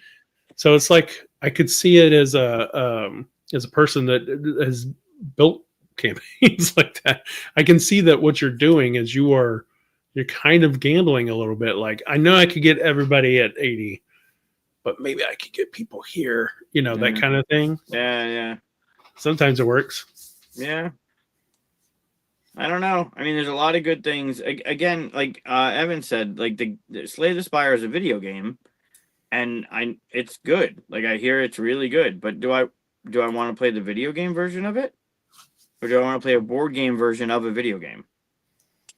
Because a lot of those aren't like Gears of War. I love. I think they did a really good job with Gears of War. It makes me want to play the video game. Assassin's Creed looks really good. It makes me want to play the video game. Yeah. I don't know. I would certainly love to try it. I have no desire to try the video game of Slay the Spire. Well, they're demoing the expansion, which means they should have the base there. Yeah, I'll definitely go check it out. Actually, I'm sorry.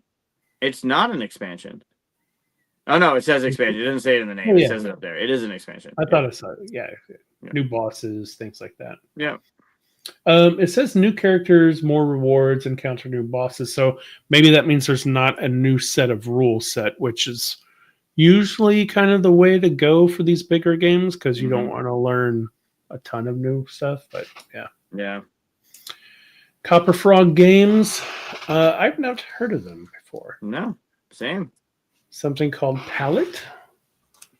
Yeah, it's using primary color. Is that the one where you're layering? Is this the layering game? No. There's one that's layering card over card to make colors.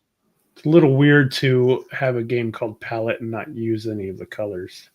Also, you have no pictures of this game whatsoever. Yeah, that's all that's there. Okay, well, that's all we need to talk about then. There is a game that's using colors and you're covering over to make colors, but I don't know what game that is. Crime No Crime? Sure, nothing like naming your company after the game. Oh, yeah. Yep. In Evan's words. Okay. Darrington Press. I've seen this picture. I like the cover. I don't know anything about it. This one's good. This one's a pretty looking game. Darrington Press sent a copy of this for QSCon. It looks good. I didn't get a chance to play it, obviously, because QSCon's bonkers for me. But it looks really good. It's a heavy box. What was that? Gigliopolis or Ginkopolis? Gigopolis? Yeah, give me those vibes. Yeah, Ginkopolis, or what was the one? Acropolis does kind of the same thing. Yeah. Direwolf. Yeah. Lightning Train. That was a big one on my list. Anything Clank, I think, is worth it. Clank is such a great game. Clank. I've never played any Clank except for the original. Yeah. I'd love to. I don't know anybody else that has the other ones, and I can't convince myself to get other ones. Although the Legacy one, I kind of want to do. So yeah, I want to play that. That one, I haven't done any of those though. The little one-offs. I have Clanks over here. I think it's behind my Houston. There's a sci-fi one, right? Yeah, the Clank in Space. There's the one-off one with the spider. There's another one-off one in like a blister pack. But those are really good. They're really good. They're really fun. Has anybody here played the Lightning Train game? It was a big to-do at Gen Con. You know what's funny? Talked about it and went and got it. Yeah. I don't know anybody that's played. Our first podcast talks about hype. And this is exactly what we were talking about in that podcast. This was one of the things to get at Gen Con this year. And I have seen nothing about it. Crickets. Yeah. Yeah. Our first podcast that has not been released yet. It has not. As of this recording, has not been released yet. Yeah. Yeah, it was one of those, it reminded, looking at it on this, and I was like, oh yeah, that was a thing. Totally forgot about it. Haven't seen anybody talking about it. Huh. I mean, that doesn't necessarily mean anything, but yeah. Druid City Games, I would definitely go over there. 3,000. Oh, that's a good number to remember. 3,000. Yeah, even 3,000. Yeah. Just check out Mad Calla, if anything.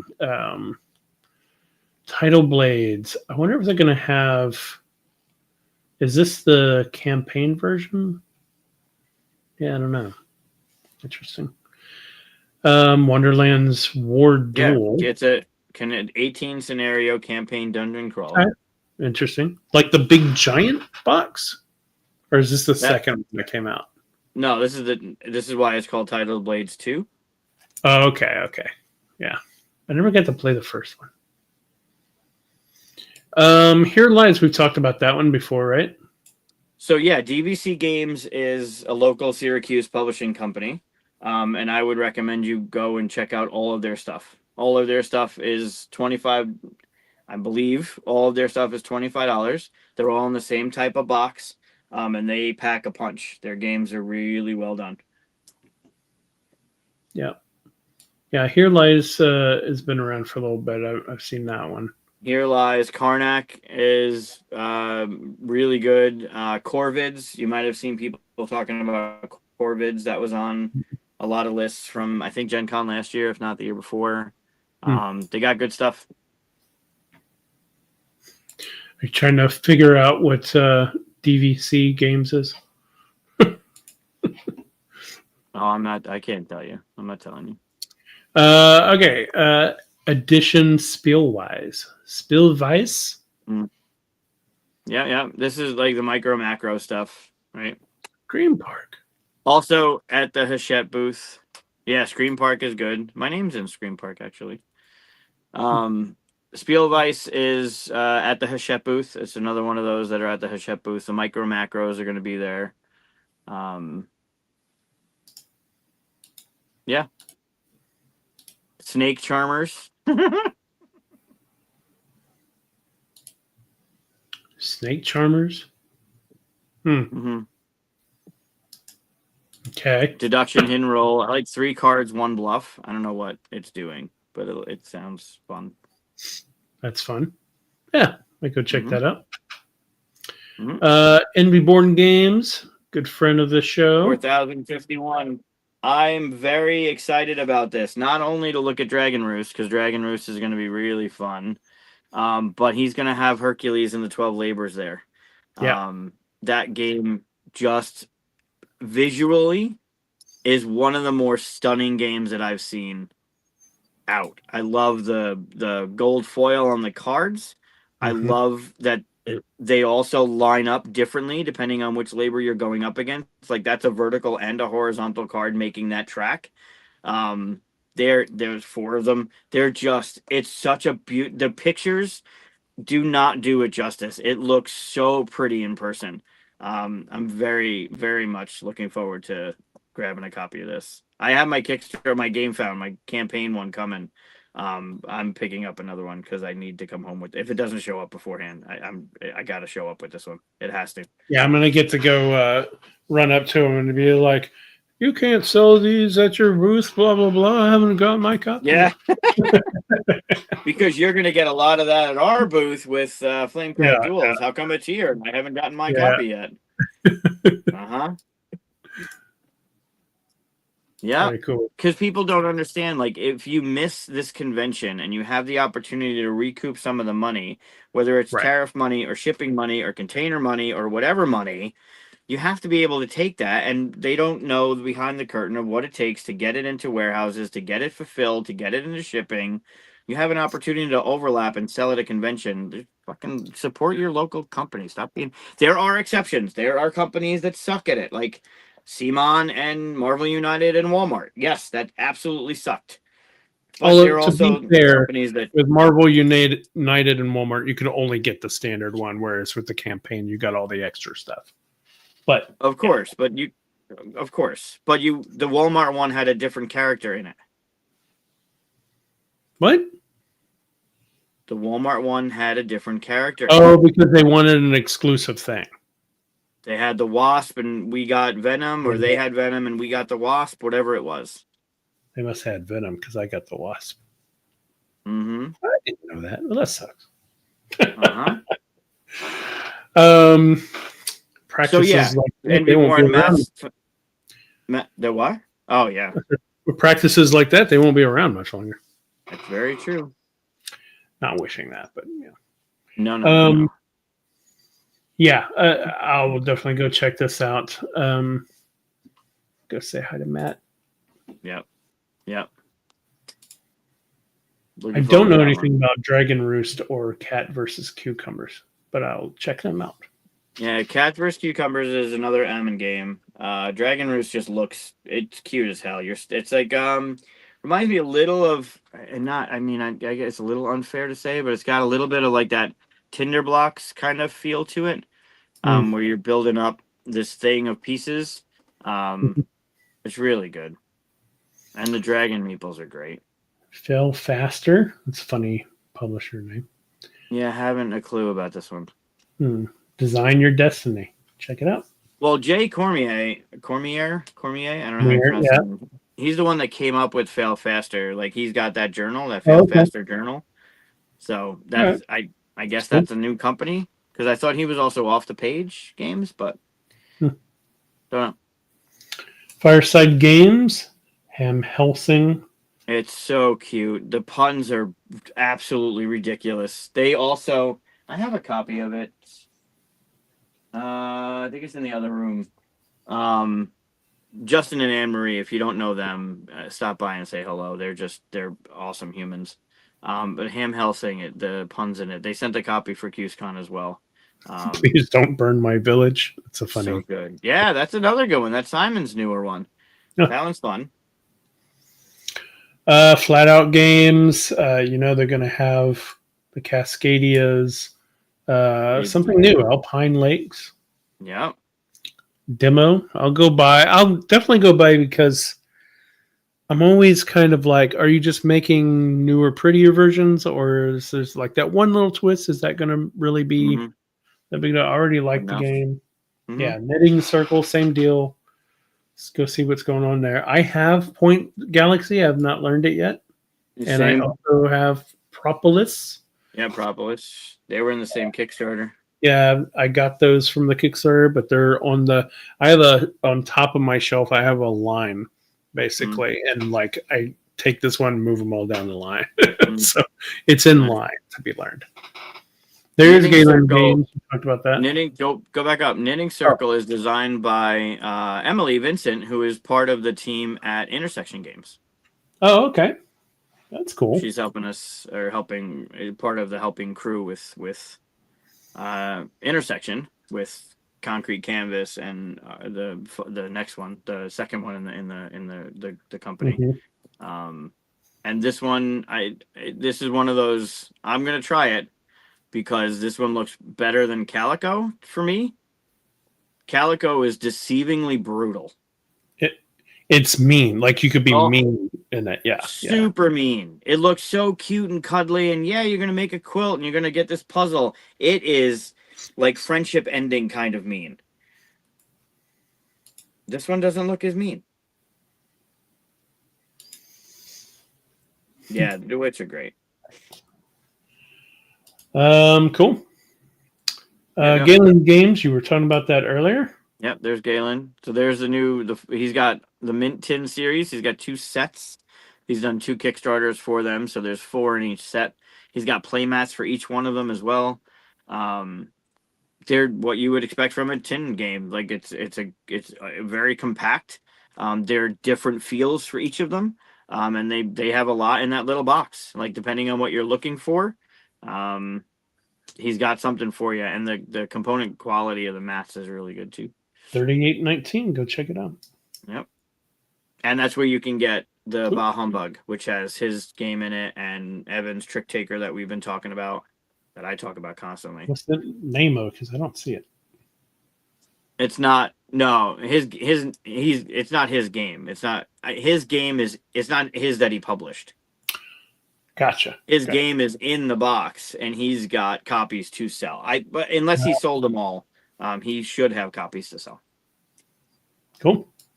If it wasn't 11 o'clock, I'd send him a message. If I wasn't using my phone for my camera, I'd send him a message. Texas, the card game. Oh, card games inspired by the Lone Star State. Don't. Oh, yes. Get it, Chris. Oh.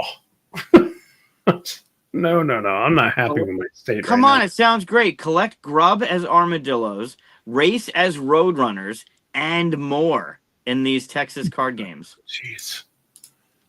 Oh, God. 1 to 8 players. Here's your party game. Ugh. No, I'm out. I mean, it could be good. Who knows? When I was in high school, I'm in Houston, by the way, everybody. When I was in high school, we had 2 German exchange students come over, and they were so upset that none of us were riding horses to school, roping cattle, wearing cowboy hats and stuff. It's still here. It is here. But they were like, you guys just look like any other city, blah, blah, blah, kind of thing, except for a few weird things like cows on the road and stuff. But but I was like, why would you think that? And they showed me a brochure that Texas sent out to Germany to say, like, come visit Texas and stuff. And I looked through it, and it was just like, ugh, that's all the things I don't like about Texas. Like the rodeo and the cowboy hats and the Western blah, blah, blah, and the cactus and whatever. I was just like, okay, well, sorry. Sorry, we're civilized in Houston. Nothing about the heat, nothing about the power grid going down randomly, none of that stuff? Oh, okay. Well, that hadn't happened until then. Mm-hmm. Yeah. But, yeah. And we got no state income tax. That's like Delaware. Yeah, so Texas, the card game. Yeah, I'm going to skip that one. But other people can look into it if you're not tired of Texas stuff like me. So, okay, Ghost Galaxy has Keyforge Prophetic Visions. That cover looked awesome, and then I saw it was Keyforge, and I was like, oh, do I want to get back into Keyforge? I didn't know it was still going. Well, they stopped making it and then sold it to, I guess, these ghost people because they got ghost people, Ghost Galaxy. Yeah. No, well, no idea, but I do like Keyforge. I very much enjoyed the first run of it. I don't know what they've changed or if it's any better or any worse, but I did like the first run of Gigamic. Keyforge. Gigamic, another one that's at Hachette that they use. I'm unfamiliar with Yogi though. I don't know what Yogi is. There's no basement in the Alamo. Big adventure. Nice. Well done. And they're right. There is no basement in Alamo. There is no basement. Sims board game. I saw this out, I think, at Gen Con. It was at a booth. You could go look at it. I looked and was like, and moved on. Yeah. I have a Masters of Orion game that I love. Masters of Orion is the video game right there, the second one, and the newer one that's re-implemented that. But they made a board game, so I got it, and then it doesn't play like the game at all. They just slapped the art on there, and that's what it kind of looked like to me. So we talked about this at on our Gen Con preview, and I just was at Target, and they had it at Target, and I picked it up and looked at the back, and it was only $20, and I thought about it, and I was like, "There's no way this is good. It can't be good." Like, it's just gonna be another one of those. Like, I'd rather just play the game, which I don't. I think I tried it once, so I don't know. I like the video game. I mean, I like building the house more than anything else. But sure. Yeah, and I don't think they even have the house building in this. So yeah, Yeah, I don't know. I also have not heard anybody talk about it since Gen Con. So again, you know, Yeah, Goliath. I don't know about Goliath. yeah, not this time. Mm-mm. Not this time. Not this. We got Grammys edition. Grams edition. Grams. Yeah. So this is another one at Hachette. I saw this at Retro Game Con. Jason had a copy of this game. It's a small game. It's in like a tuck box. But it's a solo, maybe 2-player game where you're putting on a puppet show for Hercules. But I mean, I don't know anything other than that. I tried to shuffle the deck of cards. Whatever they put on it, like it's a matte kind of almost not canvas finish, but it was really awkward to try and like draw a card. But the art's cute. It's a puppet show. Is it that heavy linen material like the player mat material in Tapestry is? Yes, kinda. Because I like that kind of material on player mats and stuff, but I have seen it on cards, and you cannot function.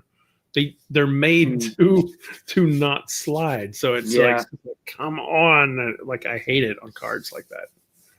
I want to like this one, and I want to check it out because I didn't get a chance to play it, but I don't like. I think it's cute. I like the idea of what's happening. I don't know. It was really hard to shuffle that deck, and I was like, I don't want to do this right now. So yeah, apparently Goliath, their listing is not nearly. There's going to be a lot more there, including Critter Kitchen. So right, they acquired Lucky Duck, so they should have a huge list of games here. They might have it listed under Lucky Duck. Maybe that might be true. Yeah. I'll skirt ahead.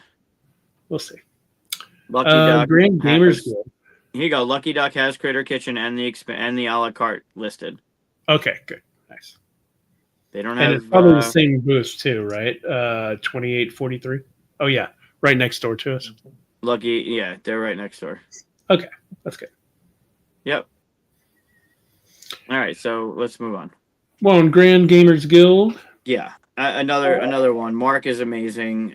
He's got his own stuff, and obviously he worked with Helena at Burnt Island to do Endeavor Deep Sea. But he also has some that are like these under the radar type of games. One I talked about, I think it was last year at Gen Con, Ovation. And he was the partner with that one, or helped publish or help bring it to North America or whatever. And Ovation it's really good what they're doing. That's the one with the piano and the composers, and you're trying to do it's really good. Oh, okay. I think I saw the cover for that. Yeah, it's great. And this Kokeshi, I'm not familiar with at all. That's one I want to check out. Okay. I don't know anything about that one, and I trust Mark to put it in his booth. It's going to be something good. So I don't know anything about it. It's for demo only. It comes out next year. I want to check that one out. That's on my radar. Looks cute. Mm-hmm. 46. Grod Games. Also Tirnanog. I've talked about Tirnanog before. This is an expansion, right? Right, and the reprint's coming, so hopefully he'll have new copies of that available. But man, Tirnanog, it's such a beautiful looking game, and it's really well done. It's a great gameplay, but the art in it is just gorgeous. Cool. Grod Games says see listing for location. That's weird. Yeah, do not know. Oh, they're going to be in the free play area. That's why. Oh, okay. I think I've seen this cover. I don't know anything about it. It looks what? It looks like Iridia. Kind of does a little bit. I don't know. This is how you grab my attention. You show me player boards or things that could come off of it with points and all that. Yeah. It's the mechanisms that, I almost didn't click on it. But now that, I'm going to go check out whatever this is. Looks like it's up an alley. Might be mine. Oh, look at the Might cat. be yours. A medieval fantasy worker placement engine builder board game. Woo! A little castle. Oh yeah. Oh wow. I love it when people take punchboard and make 3D things out of it. People don't do it enough. It's cheap to make, and it brings so much more presence to the table. Mm-hmm. So why not do it, right? Yep. Yeah, I'll go check that out. See listing. I don't know where I'll find it, but I'll look around. Free play area. I told you. Yeah, that was in listening to you. Oh, yeah. Shocker. Games. Yeah, another one at Hachette. It's a card game. Closed drafting, tile placement card game. I don't know. All right. You have to do. I mean, it is kind of catchy. A card game in which you have to do your best with the worst. Isn't that every game? I mean, yeah. Oh, it's Florian. Florian, I've heard. I know Florian. Yeah, I don't know. Cool. Cardboard nice. Thingies and Whisperwood. Nice. Yeah. We do actually need to figure out where you get the place tokens and stuff. So we need something fun like that. Like Altiplano has a box, and Mm-hmm. There you go. So we do new things. The Four Doors, that's been around for a little while. Have you tried this one yet? No, that was a Gen Con one. That's a Matt Leacock. Happy Camper. I like Happy Camper. Combo was there. The re-implementation. Huh? Where are you seeing Happy Camper? The Four Doors? Yeah. It's published by Happy Camper? Oh, I was looking for a game called Happy Camper. No. I was like, what are you talking about? It sounds like it should be a game. Yeah, it does. Uh-huh. So Happy Camper is the publisher. Okay. Yeah, Happy Camper is the one that did Jungo, which we talked about at Gen Con. They also did Combo, which is the re-implementation of Surfasaurus Max. Unfortunately, it's not dinosaurs on surfboards. It's fruit. But I picked up Jungo. I haven't played Jungo yet either. I like the art. Yeah. Yep. Nice colors too. Yep. You don't see those colors in board games a lot. No, the purple, the off purple, the blue. Hootenanny Games. Yep. They're on my list. I need to check them out. Just like one that we'll talk about in a little while. But I want to know what Disco Island Escape is all about. Lemurs boogie across lava streams to get to safety. I mean, yes. All right. Sure. It is Take That, so it's not going to be for everybody. But it also is listed as a children's game at 8+. But I want lemurs dancing across lava streams. Like, yes. And who better to defeat than children? Than children, yes. Who better to give a Take That to than an 8-year-old? Ha! In your face, 8-year-old. Yeah. Yeah. Early bird. I want to check. I want to see what they got going on over there. Bird games famously don't do well, right? No, Wings. No, don't do bird games. Okay. Let's see. Quickest Bird rules the roost with the Swift card game. Swift. The word Swift makes me close it out. Yep. And maybe it makes the right person go for it. But that sounds like a real time, throw the cards in, act quickly. I hate that. Well, it doesn't say real time. Games. It doesn't. The word Swift means to me in my head, the way, and this is a marketing thing, right? Yeah. When I hear Swift card game, that tells me it's real time putting cards down quick. Yeah. If it's not that, then you shouldn't have used the word Swift. Sure, that's a fair point. Could be a bird pun, but that's the price you pay when you use puns on the back of your games. Good to see you. Good to see you, John. Hi, John. Yeah. I agree with you. Let's see here. Hot Banana Games. Seriously, these publisher names. Yeah. We've talked about Moon Bunny. I love that cover so much. That cover is awesome. But that's one of those games where the cover and what the game is inside is deceiving. Yeah. Because it doesn't look like that. Yeah. Where's the moon? This isn't Yeah. moon anything. But that cover is gorgeous. The components look great. I love what's there. Like the art, the minimalistic, the one image on a tile. Like I like that. And I love the cover. It's just one of those games like the inside doesn't match the outside. Yep. Yeah, this feels like someone was like, "Oh, I made a game about bunnies," and they were like in space. Yeah. Just to make it look like a cool cover. Sure. Good minute. Yeah. But yeah, that's a cool cover. There's currently there's a creature in Whisperwood called a loon hare, which is kind of like a fairy bunny thing and has like a moon thing and all that stuff. It might not survive, so don't take that.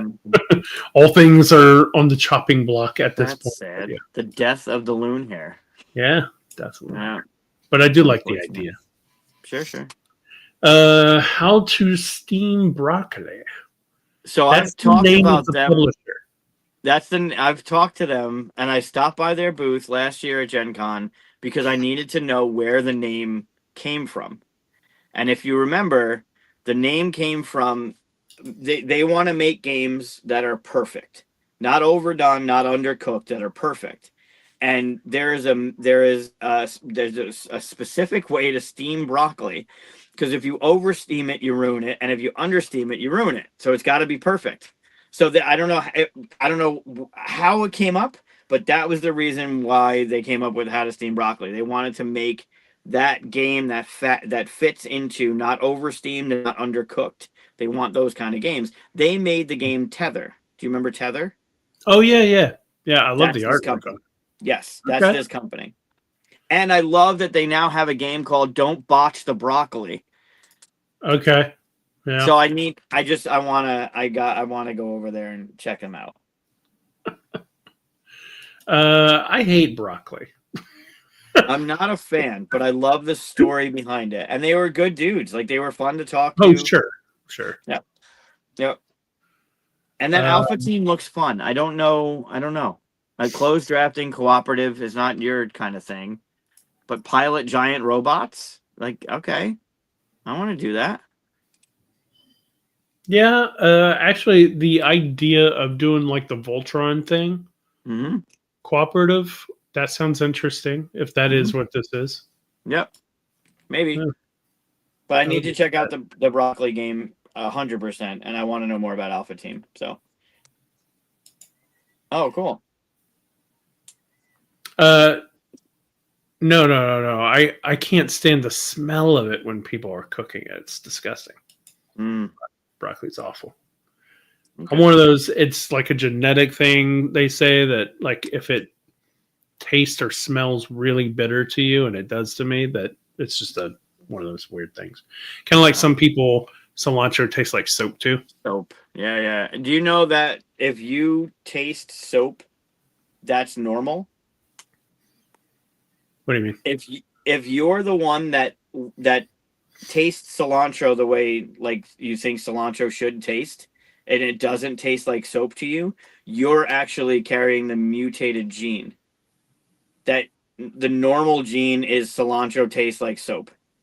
If it doesn't, then you're the mutated. That sounds like somebody who it tastes like soap too said. It's science. I don't know about that.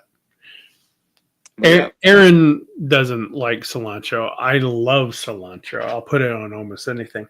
And what's bad is that it's in so many cuisines, like Indian and South American, and a lot of Mediterranean, and so which is foods that we love and stuff. But sometimes she has to order like naan without cilantro on it. And of course, they bring me my naan without cilantro, and I'm like, no, bring me the cilantro. I'll put it on myself, Yeah. It's science is really convincing. I'm just saying, it's science. These days, yeah. No. Lots of galactic cruises going on down. Yep. Kings and Key Games. Yep. You're gonna I pick up. love this game. Are you getting the expansions that you don't have? Yeah, I backed the Kickstarter. Oh, nice. Yeah. Okay. Nice. So yeah, I backed the Kickstarter for. It's funny because they just came out with a new Kickstarter a few months ago, for a brand new one that was supposed to do it cooperatively or something, and I backed that for $1 so that in the in the order thing I could just get the other expansions that aren't a cooperative thing. That makes sense. No, it wasn't cooperative. It was legacy or something like that. It was something I wasn't interested in, but I wanted the other expansions. So yeah, gotcha. Kozak Games. Yeah. So this is a little weird. I don't understand why there's a mini expansion for the game, but I've talked about this game. It's Viking chess. Most people know it as Viking chess. It is fantastic. It is the Jarl is in the center of the game on the map like a chessboard, but you're all bunched up in the center, and then the other player is controlling 4 mini armies on either edge of the map, and you're trying to catch the king, basically like checkmate him in a certain way. However you pronounce it, I'm not going to do it. Viking chess. It's fantastic. Oh, it's Cthulhu versus the Vikings? What? Oh, that's just another name for it. Okay, got it. Yeah, whatever. Okay. It is a fun. It's right here. I have it right here. I've shown it on the show before, but I'm curious about the mini expansion, what they're adding to it, because that seems a little weird to me. But the base game, phenomenal. John, we don't feed the Evan. Yeah, he's got enough. Don't feed the Evan. Don't feed the Evan. Evan can feed himself. He is on a roll tonight. He's on a roll every night. We love him for it. So yeah, Viking chess is fantastic. I'm very curious. I mean, it's in the public domain, so I don't know if they'll have a base game for it. I don't know, but it's great. KTBG. Yep. So this is they just announced a couple things lately. River Market is going to be there for demo. Seashells, their next one, is going to be there for demos, and Lairs is going to be there. It says demo. It's going to be there for pickup. You'll be able to buy it. I reached out to Helena on purpose to make sure that what I saw was real. On purpose. As opposed to find out if it was definitely going to be there for sale, and it is going to be there for sale. Lairs is? Lairs is. And if you haven't played Lairs, we've talked about it on the show. Sean brought a demo to QSCon last year. It's 2-player. It's a heads up. You're creating a lair. It's great. It's of course it's well done. This is another company whose production value is through the roof every time. River Market. River Market's the next creature comfort game by Roberta Taylor. Seashells is also going to be there for demo. That's their next game that's coming out. They're just cute. The art's great. The component quality is through the roof. It's another one of those companies that as soon as they announce they're coming out with something is something you go for because you know what you're getting from them every time. Yeah, and they're good people too. Definitely support them. Agreed. Letter games. Is it letter or leader? I never know. I don't know. I always thought it was leader. They just have a whole stuff here. But in English, the vowel, consonant, vowel, the first vowel typically says its name, so it would be L-E-E, leader. Huh? I don't know. In English, the rule typically is vowel, consonant, vowel. That first vowel will say its name. Okay. How do you say your last name again? That's Italian. All right. Also, yeah, I don't know if that would fit in that one because it's too many vowels. Anyway, it would be E-D-E, which means the first vowel would say its name, which would be E, so it would be leader games. But that's an English rule. That's not. I mean, it could be anything. Yeah, because it's a Anyway, last name anyway, isn't it? So. yeah, so it could be anything. And Ahoy, I mean, it did not work. I guess it's popular. I don't know, but it just fell wicked short for me as a game. Um, Ahoy. how do you say Libellude? Libellude.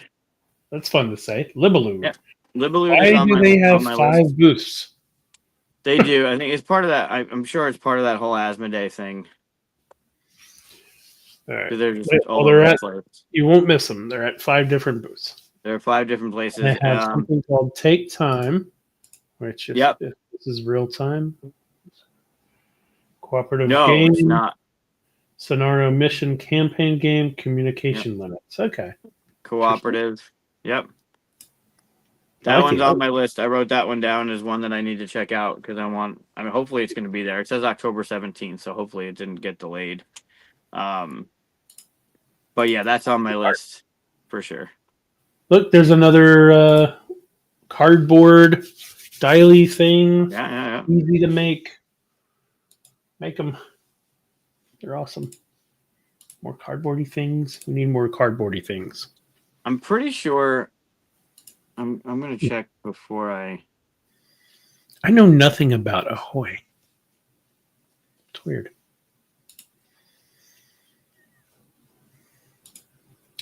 Yeah, Seasons is Libellude. Oh, okay. Interesting. Yeah. No, I'll check it out then. They have a great lineup of stuff. Here's Harmonies was there, more Mysterium, Dixit, Dice Forge. Cool. Yeah, Libellude's good. Here's Lucky Duck. If you're looking for us, we'll be next to whatever big giant Lucky Duck banner they have. I don't know, man. Like the booth is gonna. I think it might pop more than Lucky Ducks. Okay, we'll see. Are we gonna have a thing? Do you know, like up top? That I don't know, but it's possible. I don't know. We will have a Flamecraft fountain though, where you can come and take pictures in front of the Flamecraft fountain. Yeah, I saw the plans for that. That looks cool. Yeah. Okay, they're gonna have Borealis, which I've seen before. I don't know anything about it. Yep. Children of Morta. That one I haven't seen before. No, that one's new to me. It's actually coming out before Borealis. Huh. Just see the cover. Yeah, there's that deck bag and pool building again. Yeah, who knows what it is? God. Separate those mechanisms. Critter Kitchen. Know a little bit about that. Yep. And that's the expansion. Yeah. Oh, where's the one? Hold on, I wrote something down and we didn't talk about it. How is that possible? This is interesting. This is a reverse because it says Amazon is $130, whereas you could get it at the booth for $45. But that's probably because it's the deluxe version, which includes the expansions and all the wood bits and all that. Yeah. So ridiculous. If you rewind a little bit and go back to when we talked about Darrington Press and their Solar Gardens. Yeah. That was designed by Alex Cutler, who is the co-designer on Critter Kitchen. Yeah. Probably a lot of stuff for Alex here. He had 4 games out for Gen Con. Oh, that's awesome. Good for him. Yeah. A room for all my books, I think, is his major front one from that year. A place for all my books. Yeah.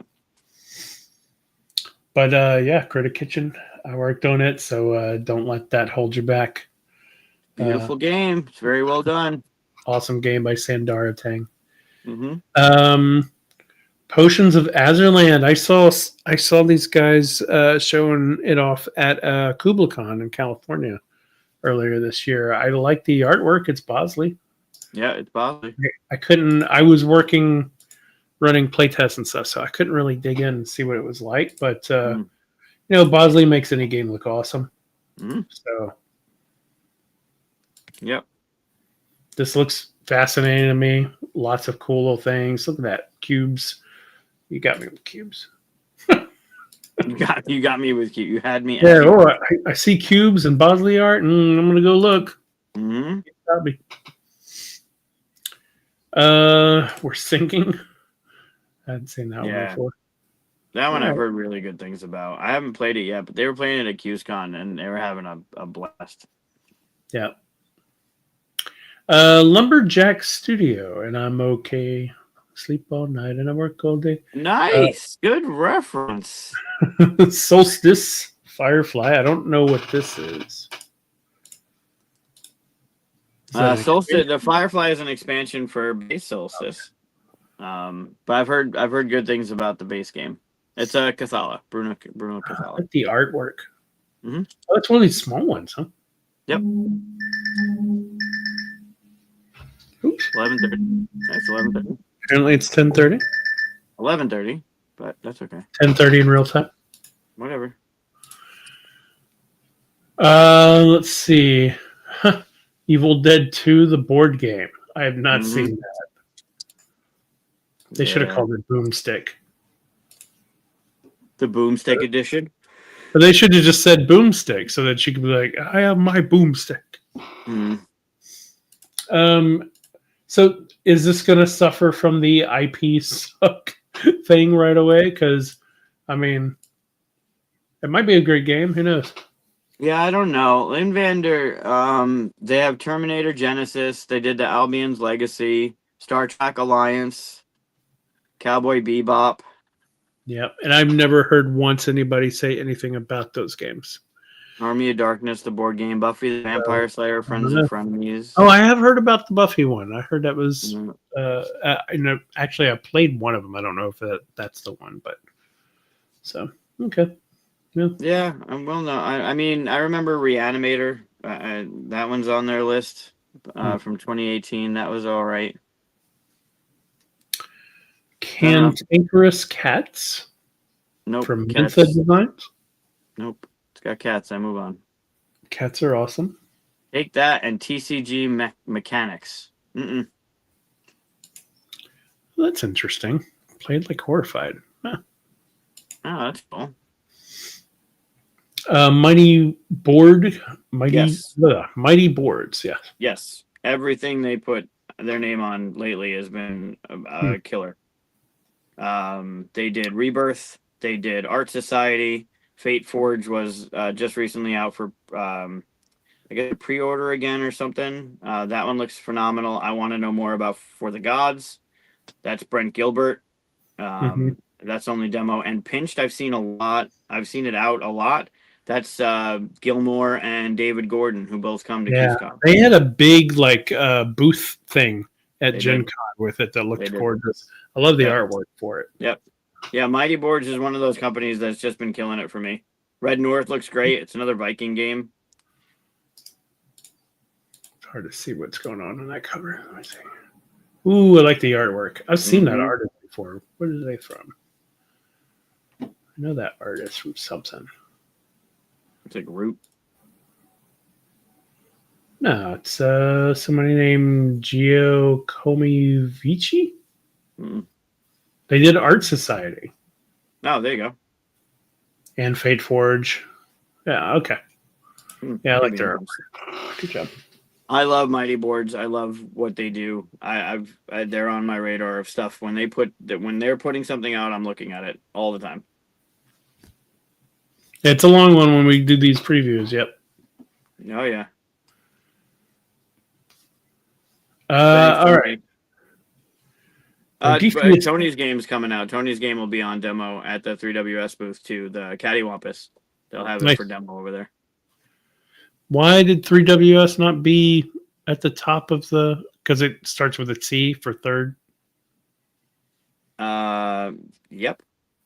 Okay. It shouldn't. It should be 3WS, but whoever put it in for the preview, they didn't. It's not 3WS. Okay. Doom. Okay. Yeah, there's a Doom board game out from years ago. I don't know why this one's. I don't know. Yeah, and there's also nothing on this. Yeah. There's no player count. There's no play time. There's no age. There's a question mark for release date. I mean, why list it? Yeah, I mean, it's demo, right? So, I mean, but they have a booth? I don't know. No loading games? So that's another Hachette thing. That's Gwent. I didn't play, but I watched a game played of Gwent at Retro Game Con. It's it's based on the game in The Witcher, so you get to play it. The cards are beautiful, the art's great, but it seems very restrictive. Interesting. Like you have this deck that's your deck for your character. You shuffle it up and you draw cards. And you're playing 3 rounds from those cards you have. You don't get to redraw unless a card lets you redraw, which is rare. If you play more cards in round 1, you have less cards to play in round 3. But if you lay up in round 1, you might lose round 1, and it's first to 2. It's a best of 3. But it seems super like you need to know the cards that are in your deck, and it seems really like I don't know.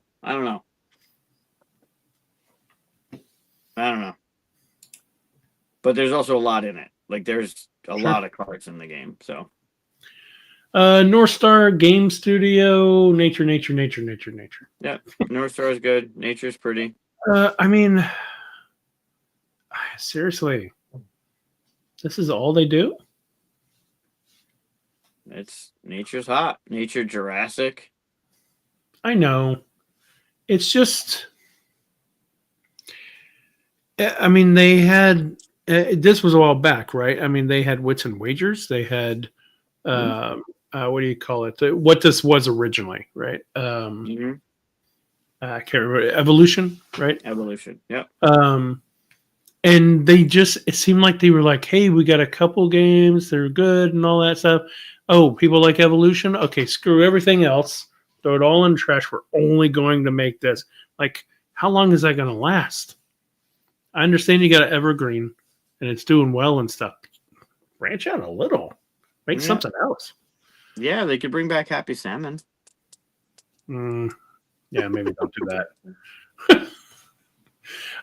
You know what's funny about Happy Salmon is that I'm sure I've told you this, that at like a BGG con, I was working at a booth showing stuff, and they had a booth right in front of us, and we're just playing that game constantly. You could not hear. I was pitching games, you could not hear it at all, kind of thing. Drove me insane. So after one day, whenever we closed up, I was like, what is this game that is like ruining my life? And the guy said, oh, come on, I'll show you. And our booth walked over there and we played and we were like, okay, it is a pretty fun game. It is. And you can play it silent. One of the versions is playing it silent. They didn't. Yeah. Because you want people to hear it. It's miserable being their neighbor, but it's a funny game. Off the page games. That's Jay's of Discovery. I want to check that one out.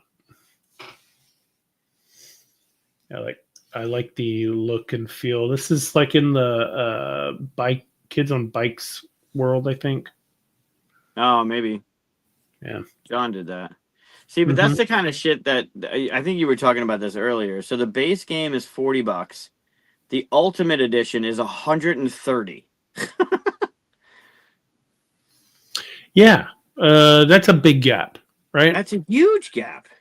Like if it was like 90 and 130, you're like, okay, what am I getting for 40? Everybody does the math. They all look at what are the extra stuff? I'm like, okay, I paid $40 for all that stuff. There's no way you're going to sell me on $90 worth of extra stuff. Maybe there is. Maybe it's all made out of diamonds. I don't know. But more than the base game is worth in extras. Yeah, it's kind of there's got to be some kind of mathematical formula we need to all start sticking to, right? Which is like you've heard the like don't date a person who's half your age plus 7 years formula. Recently that was brought to my attention. Yes, we need a formula like that for don't price the deluxe this much more than the base game. Yeah. The card's made of gold.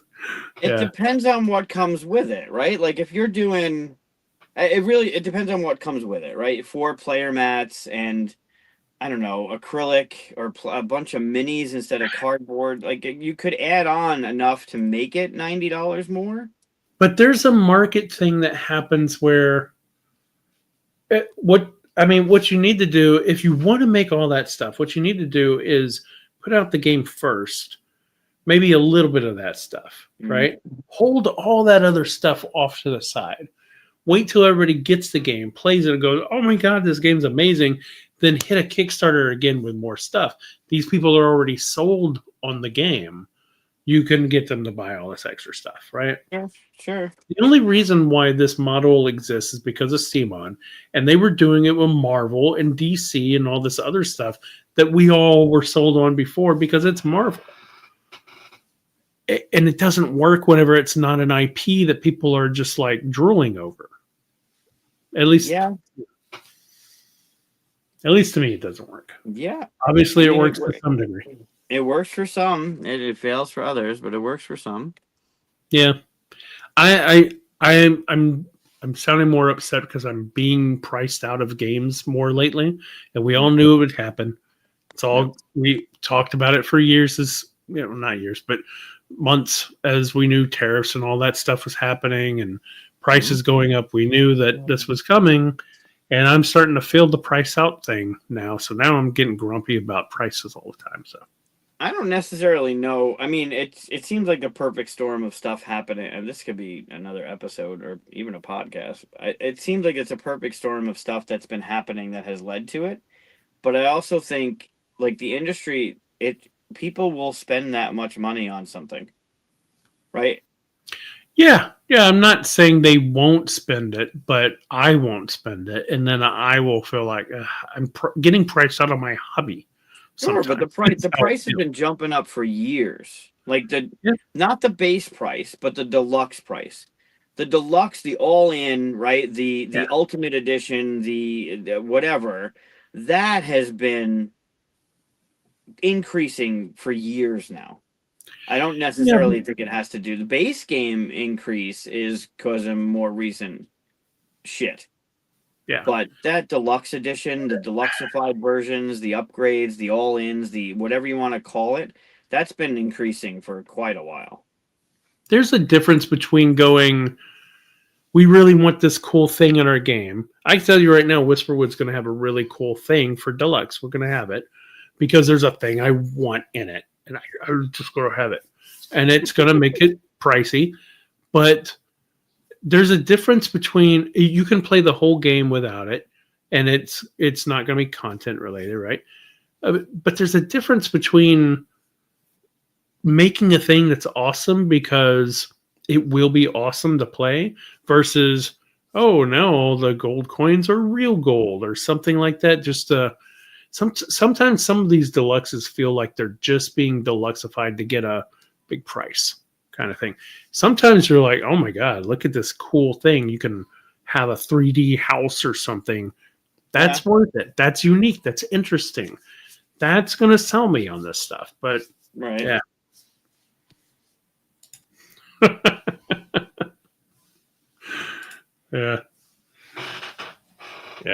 Well,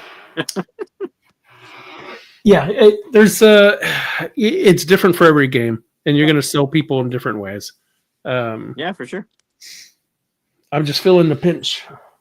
Oh, sure.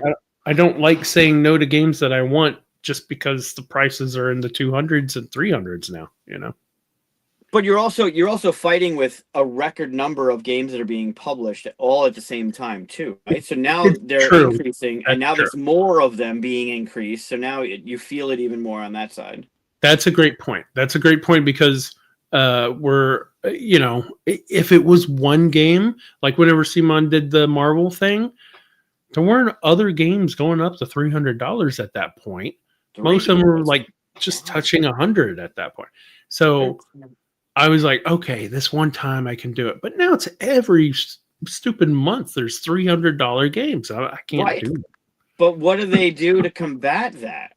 They give you the flex play. Like now you can, instead of spending $400, the Dante Inferno game was a $400 and something game, and it's the first time I used the flex pay in order to spend $40 a month over 10 months. So like, all right, well, that doesn't hurt as much as a $550 drop on Marvel United or Multiverse or whatever that last one was, right? Mm-hmm. It wasn't a one-time hit. It was an overtime hit, which now makes it easier. And now you're getting more of them because like it balances itself out. But you have a lot of moving parts that, 5,000, 6,000 board games are being published a year, you have a better chance of getting a handful of ones you want than 10 years ago when you might get one a month that you were like, oh, I'm in on this one. This is going to be great.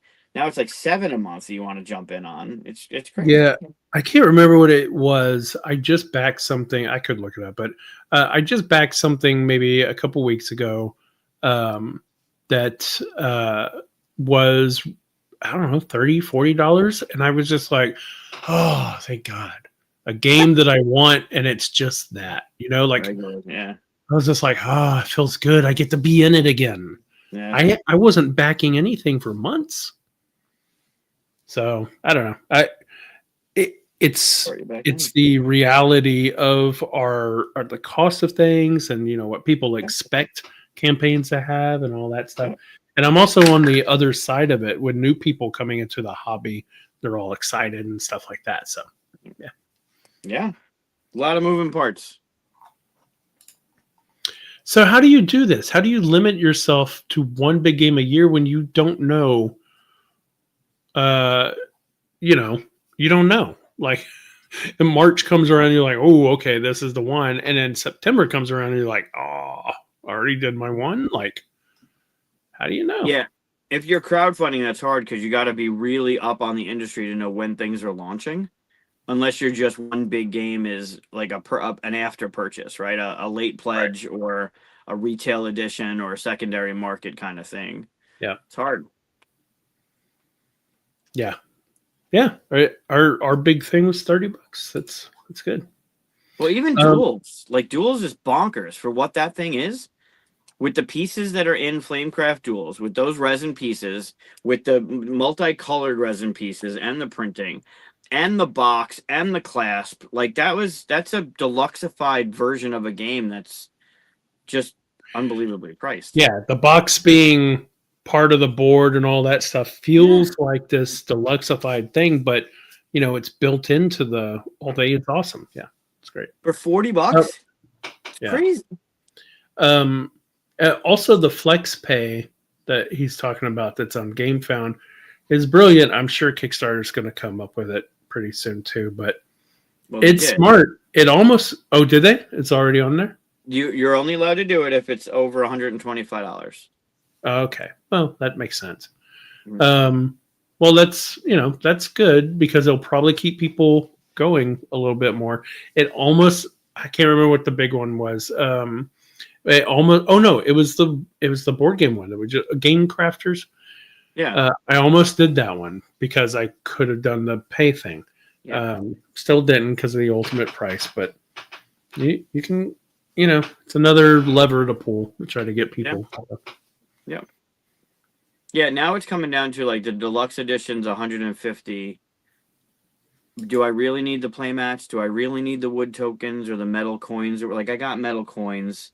Do I really need? Can I get away with 90, or do I need the playmats and the metal? Well, I don't really need. See, that's the thing is you can sell me on all that stuff if I played the game, right? Which you can't when you first come out with if you come out with an expansion to a game that everybody already loves, Galactic Cruise or something like that, then yeah, I'm instantly sold on all this gorgeous stuff because I know I'm going to be playing it all the time and it's worth the price. Right. But whenever games come out with all this stuff and you don't even know how it plays, I'm not biting. Yeah. Yeah. There's a limit. There's just, and it's a subjective line for everybody, right? And it's hard to find that line, but yeah. Yep. I'm with you. Yeah. So that's how you can do it, right? Cancel. Yeah, you just cancel. But you got to cancel, within the time period of the pledge. Yeah. So. I've never canceled on a campaign except I think, just once. And it was Simon's, Ra, not Ra. What's the Egyptian one? Ankh. Because they would not leave me alone. It was 4 or 5 times a day. They were just email. I was like, I'm out. Just couldn't take it. I was out. That's the only one I've ever actually canceled. Yeah. Beautifully done game. Yeah. I still want to play it. All right, we got way off topic. Yeah, we did. Sorry about I mostly did. Cut that out and make it an audio thing. That sounds like our podcast, actually. Yeah, for Sounds sure. like one of our podcasts. Office Dog. We talked about that earlier, didn't we? Well, yeah, that's the Roll and Write there and back again, and this is the second in the trick taking series. Yep. Yeah, this was a fun game. I only played, I think, 3 or 4 rounds into it, and we were doing pretty good. But yeah, this was fun. I was surprised. I didn't think I'd like it, and then they started teaching it to me, and I was like, "Oh, okay." And yeah, yeah, it does trick taker with a thing, right? There's something there. Yeah, I mean, Trick Taker doesn't sell me, like I said, but it can still be a good game, and then I'll like it. Yeah. Oink Games, always fun little boxes.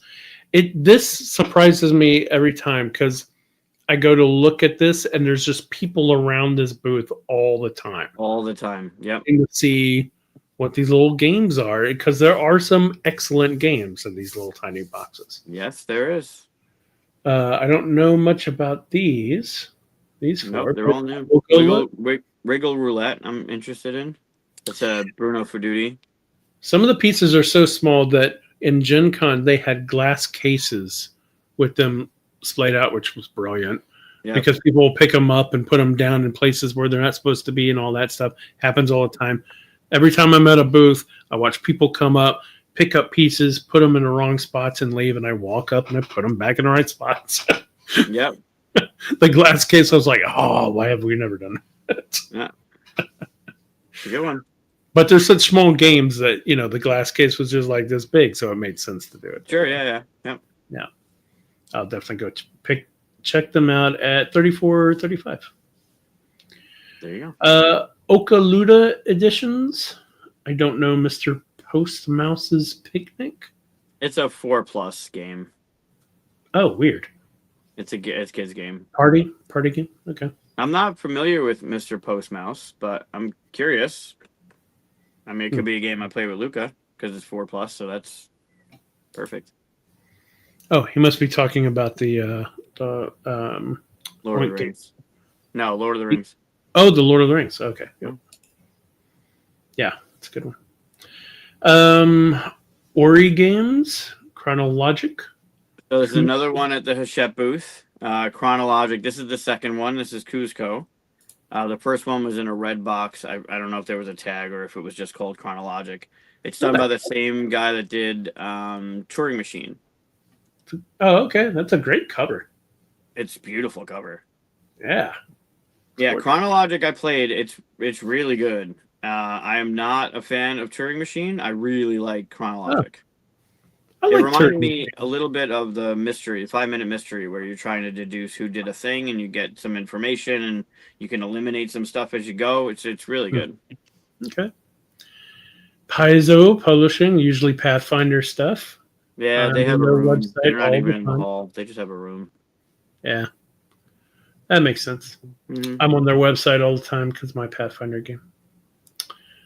Phase Shift Games.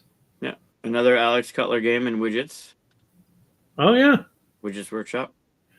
It's making games. Yep. Nice. Yeah, Phase Shift is good. That's Scott Smith and the Drop Drive. Fuck. What the hell's it called? I don't know.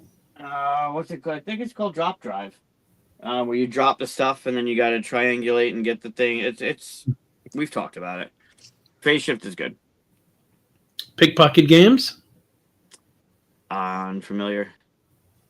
It's a fun name. Oh, Luma. That's Luma. That's Colin and the new company. Thieves Market is their first game, I guess, or not first game, but the one game they have here.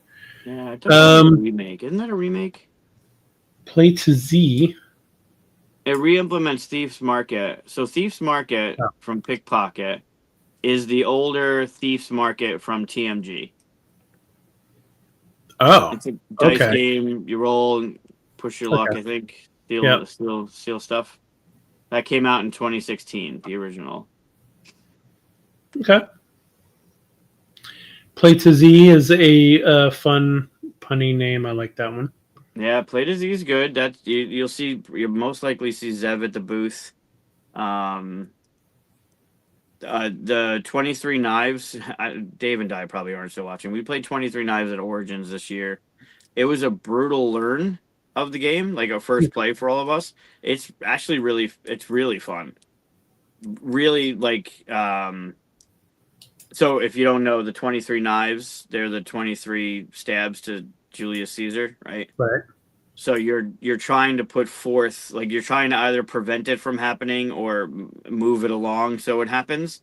And you're putting things face down to bluff. There's a face up, face down thing in one of the areas. There's different areas you can move your politician to do different things. And then it's got that, what you were just talking about with the cardboard stuff on the table, that staircase leading up to the foyer. It's got, it's good. It's the first game. The rule book was not, depending. I know the new version has a better rule book, but it's worth giving it a shot, checking it out, because it was it was a struggle, but we had a really good time with it. Cool. I don't know anything about these others. Twisted Trumpets. Yeah, Animal Rescue is Matt Leacock. Soothsayers I'm not familiar with. Twisted Trumpets I don't know either. Play Punk. I've seen this Zenith game all over the place. I like the artwork. It's a 2-player, right? Oh, 2 to 4. 2 to 4. That was another one I talked about at Gen Con, but I ended up not getting it. It seems like it's okay. It's got a 7.9 still. I don't know. Ministry of Lost Things, Case 1. Right? That sounds so like warehouse. awesome. It sounds like Warehouse 13 kind of thing. Right, and then it's $26, and it's a 2 to 3 hour game. It's from Post Curious. So it's like an exit or something, maybe? Oh, I have no idea. It looks like the whatchamacallits, the Sherlock. What are the Sherlock ones? Yeah. Something case Sherlock, yeah. Yeah, I don't remember what that is. Yeah, that looks interesting. I might pick that up. The Secret Lives of Lost Objects. Huh. I like what it's got listed there underneath there. It's so deduction that it's deduction twice. Red Raven Games. I have fallen off of keeping up with his stuff lately. I still have not learned my Creature Caravan. And there's an expansion already coming out. Yeah, I know. Yep. Haunted. I don't have any of that stuff. Six Sojourns. I'm just I said I just played Sleeping Gods this weekend again. Not for the first time, but again. I still haven't learned the Skies one. He just launched a new one too. I know. The really big one. Yeah. I just can't. Dude's making games faster than I can learn them. Yeah. Renegades Game Studios. Bunch of HeroScape stuff. HeroScape. Yeah. HeroScape's back. Yep. Seven Wonders Dice. I want to check that out. So I don't know if he texted me back because I use my phone now for my camera because of you guys.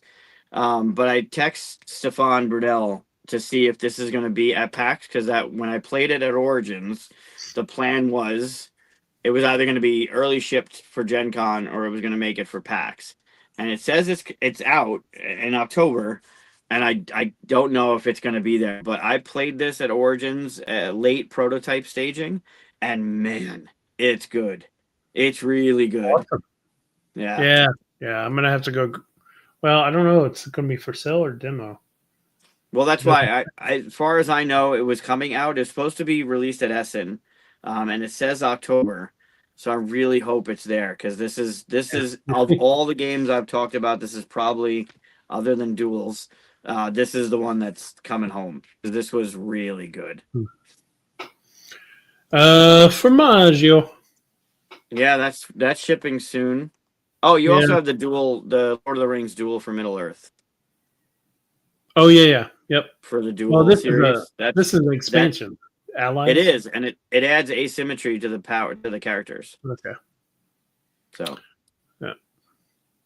Yeah. Formaggio. R2I is another one that we've talked about. Fromage is. Still fantastic. I love the decision making. I love the pie, how it turns and everything. And Formaggio is another standalone that you can mix with. So fromage is French based. This one is Italian based. It's still got the same core mechanisms. I don't know what else they're adding to it. Those are going to be a little different. It's got the area control. It's such a good fucking game. It's such a good game. Yeah, it is a good game. You taught me this game. Yep, it's a good one. Oh, not this game, the original one. The original, yeah. Rolling Wizard Studio. They have Yeah. Stem and Branch. No idea. Roly Poly Games. Heavenly Bodies. Having a clue. Unite the power of the cosmos to form new stars using sets of cards. Yeah, it's so funny. Back-to-back games. The first one is collaborate to reconstruct a complete 60-year zodiac calendar. And this one's about cosmos and form new stars. Yeah. Rose Gauntlet Games. I am not familiar with Keystone. I'm not, but I've seen this multiple times, and I'm really. It came out this year. The art, I love the cover. The cover is beautiful of both of those. I've seen this logo though. What else do they make? They've made something else that I have. No, really. Yeah, because I like the logo. I remember looking up the logo. I don't know any of this stuff, but I have definitely looked at that logo. Huh. Okay. Interesting. Yeah. Yeah, Keystone, it looks beautiful. I love the cover. I've seen some stuff about it, so I'm curious. I want to see it in person. It's just coming out, so. Yeah. Roxley? Yeah. Roxley's They got great, the Excalibur. They're good. Is that they the one that they sent swords to people about? Yeah. Yep. Yeah. I didn't get a sword. We didn't make content for it. We don't have that many followers. Santorini stuff. Santorini's great. It's okay. It's a great game. It's not bad, but it's okay. It's definitely better than not bad. Tag team. Tag team is getting a lot of buzz. Yeah, I've noticed that. Yep. It's another one that you find at the Hachette booth. It's Scorpion Masque. It's a 2-player where you play against each other like a fighter. You play cards, you shuffle your deck, you play cards, and then your upgrades go back into your deck, but you never shuffle. So if you remember how people played their turn, you'll be able to put in a card that will come up and help you, but they're also putting stuff into their deck. It's the way that it plays, it's a fun game.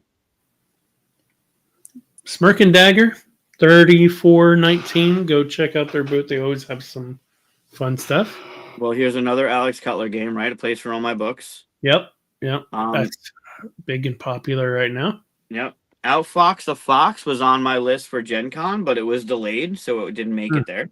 And that's another one I want to check out at the game. This game is killer. I like the look of that one. Yeah, see, that's the Frozen one. I don't know if it's an expansion. It doesn't say it's an expansion. Frozen Horror. Yeah, the other one was a yellow cover. Yeah, but maybe it's just different stuff. Huh. Yep. Snowbright Studio Insectarium. No clue.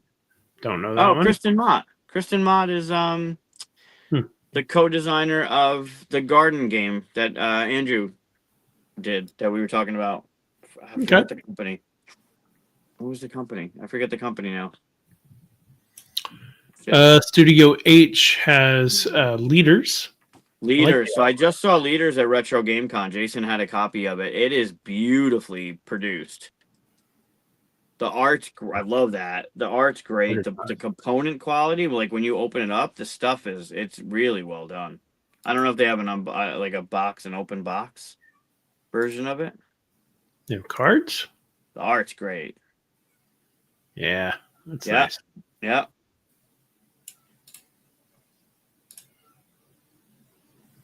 Is this a remake? Box? I don't think so. Okay. Do they have one of the box in there or no? Oh. Is this not the box cover? No. Like the actual box. This?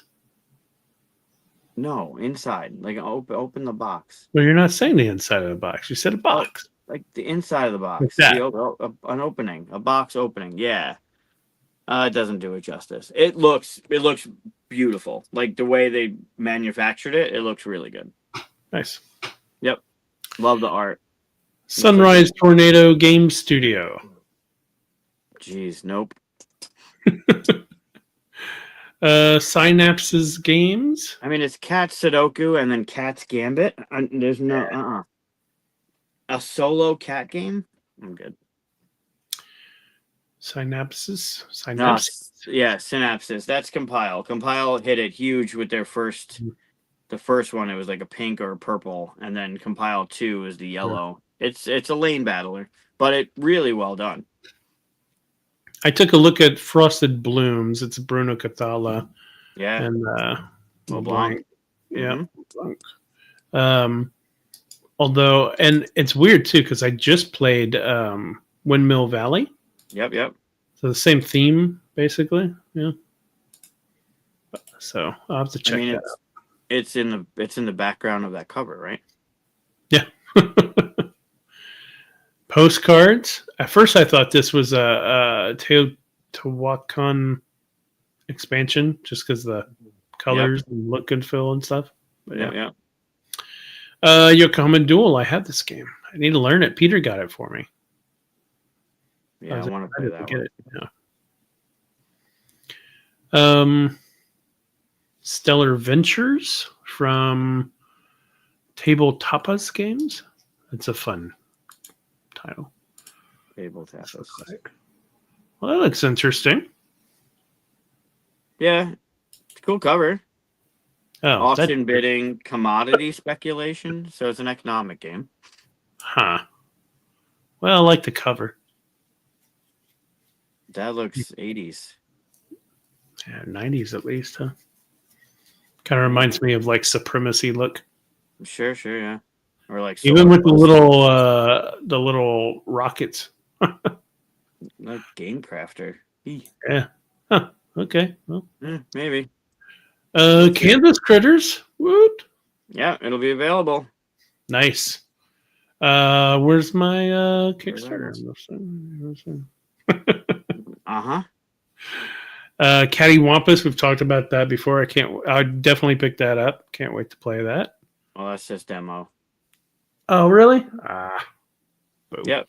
That Dinos in Relative Space, all demos. Oh, Dino's a demo too, huh? Okay. Oh, and Relative Space. Awesome. Yeah. Those are the 3 I've been working on helping work on for a while. Oh, I see, because it has the TH, so it's not another 3. Okay. Yeah. Yep. Great game.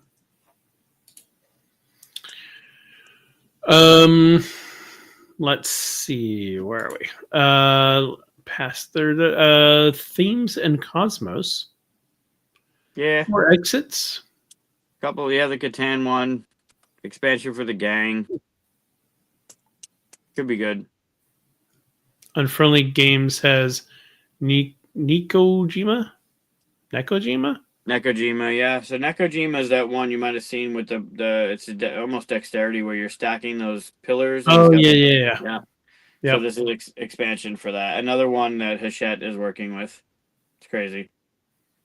Okay. Urban Professional Games has Chicken Fried Dice. Yeah, I think I saw this at Gen Con last year. It looks cute. I like the name. Yeah. Chicken Fried Dice. Yeah. Makes me hungry. It looks fun. Good artwork.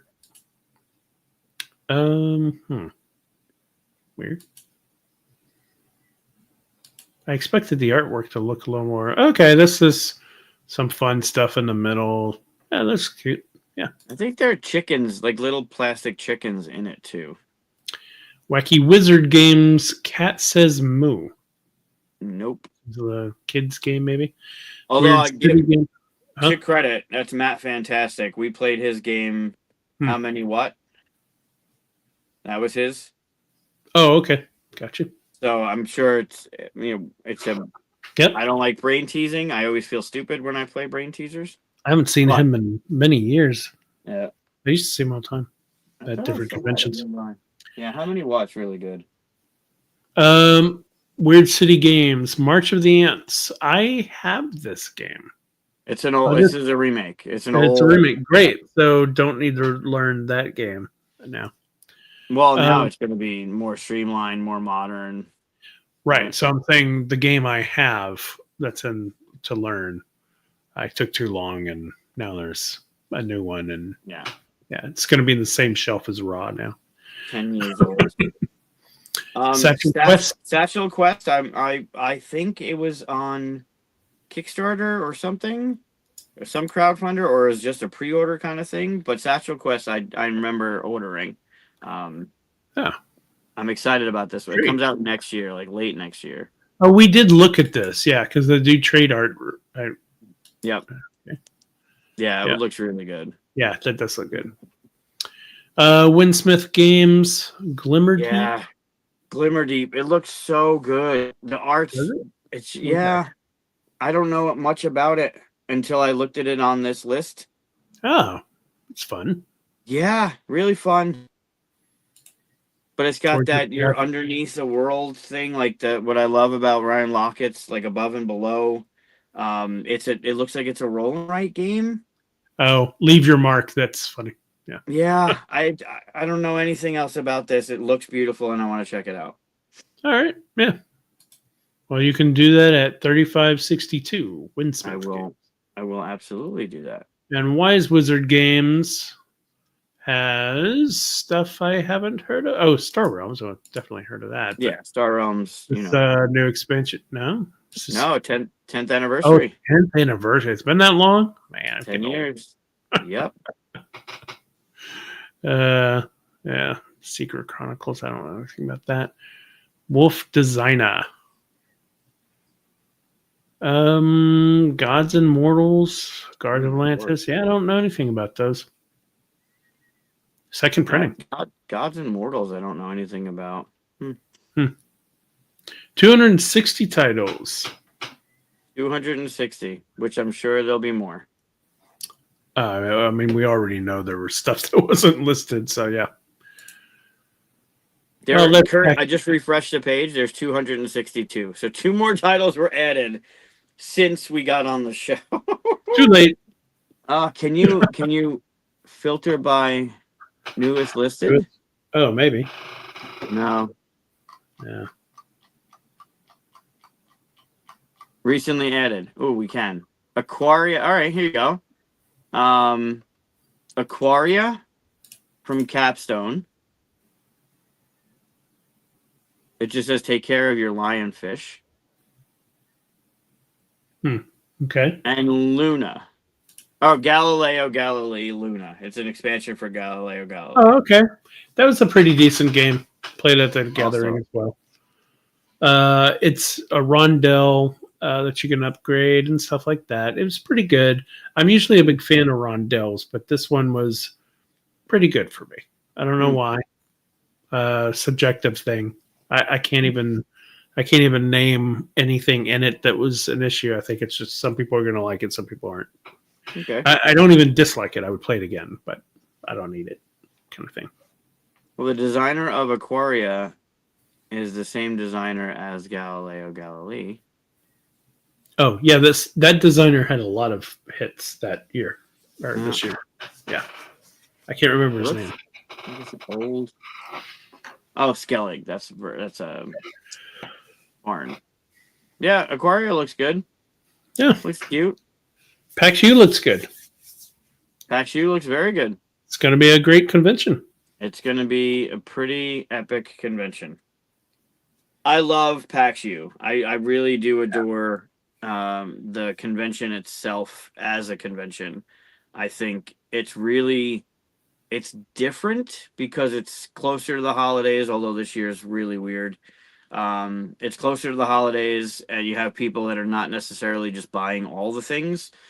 They are thinking about what they're buying rather than Gen Con, where it's just like, I don't want you to talk to me. I just want to give you money, and you give me the thing. I want to walk away. You can talk to people at PaxU, which you can't normally do at the other conventions. Is it weird that I'm really looking forward to the underground marketplace that has all the food? You know that place that's across the street that's like in the basement section where it has all the different restaurants that are all crammed together? You know what I'm talking about? It's Reading. Yeah, it's the market. It's Yeah, not the Reading underground. station. Yeah. It is. It's like it's a half level down. So not underground, but it's Oh, okay. Yeah. I'm like, where do you go for your food? it's like you do some steps down into it. It's like a half ground, like there's no windows, but yeah. Sure. Yeah. You know, that is where I met Andrew Wolf for the first time in real life. Like we talked on here all the time and stuff like that. But I saw him as I was crammed into a little line with my food leaving, and he was coming this way. He went, hey, and then that's it. And that's all I ever saw on that entire convention. We were just like, oh, hey, we met for each other for the first time. Okay, bye. Like, that's funny. You couldn't control it because the line was just pushing you along. Yeah. I thought, well, I'll see him again. It suffers from a lot of that post-con stuff, right? Like when the hall closes, where do you go? What do you do? Everything's packed. It's going to be worse this year because of the marathon happening that weekend. Friday will be bonkers. I think it's Saturday is the marathon. So it's just going to be nuts around there. Yeah, always getting out and then trying to find a restaurant that is not full is crazy. Yeah. Well, we have reservations for Thursday. So that's already done. And then Friday, I'm setting up something for Friday. So we'll have a place to go Friday. And then I think all we have to worry about is Saturday. But cool. Yeah, it'll be fun. I do like to eat every day. So yeah, eating every day is important. Sure. So that's PaxU. Go check it out. Check us out. Come by 2842. 2842. Cardboard Alchemy booth. It'll be fun. We'll be in this. It's going to be crazy to be in the same area for an extended period of time, and not like have to worry about walking the entire hall to get back to someplace. It's going to be weird. Yeah. Yeah. No, it'll be good. It'll be exciting. Cool. Well, that was a. See, I told you we wouldn't have had time to play duels. I'll jump on and play right now. Don't even start. 3 hours and 12 minutes. It's a 20-minute game. It's 20. It is 20 minutes. It is, but I've been out of water for the last 30 minutes on Thursday. Oh, but you just don't want to lose again. I get it. I believe I won the tiebreaker. I just said you don't want to lose again. I won the tiebreaker. That's all that matters. I didn't say lose 2 in a row. I said just lose again. You lost a game to me. You don't want to lose again. We'll lose at PAX. We'll have some games. We'll have some games happen. We'll see. You'll lose at PAX. We'll see. We'll see. You never know. We'll make it an event. We'll post. Yeah. Come by the booth and watch Chris and Mike fight. The 42 duel. Yeah, great. In real life. Wonderful. All right. Good. Well, any other thing you want to say before we close up shop?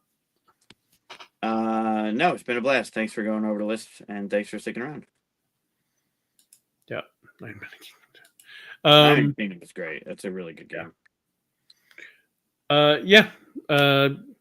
Thanks for watching. Thanks for going through the whole list with us. Hope we got the games that you wanted to look at. And sorry if we missed your games. Let us know in the comments what we missed. Yeah. I don't think we missed any. None at all. Even though they just posted 2 during the show. Yeah. I'm checking again. Yeah, no, they haven't posted anymore. It's still at 262. All right. Thanks for watching, everybody.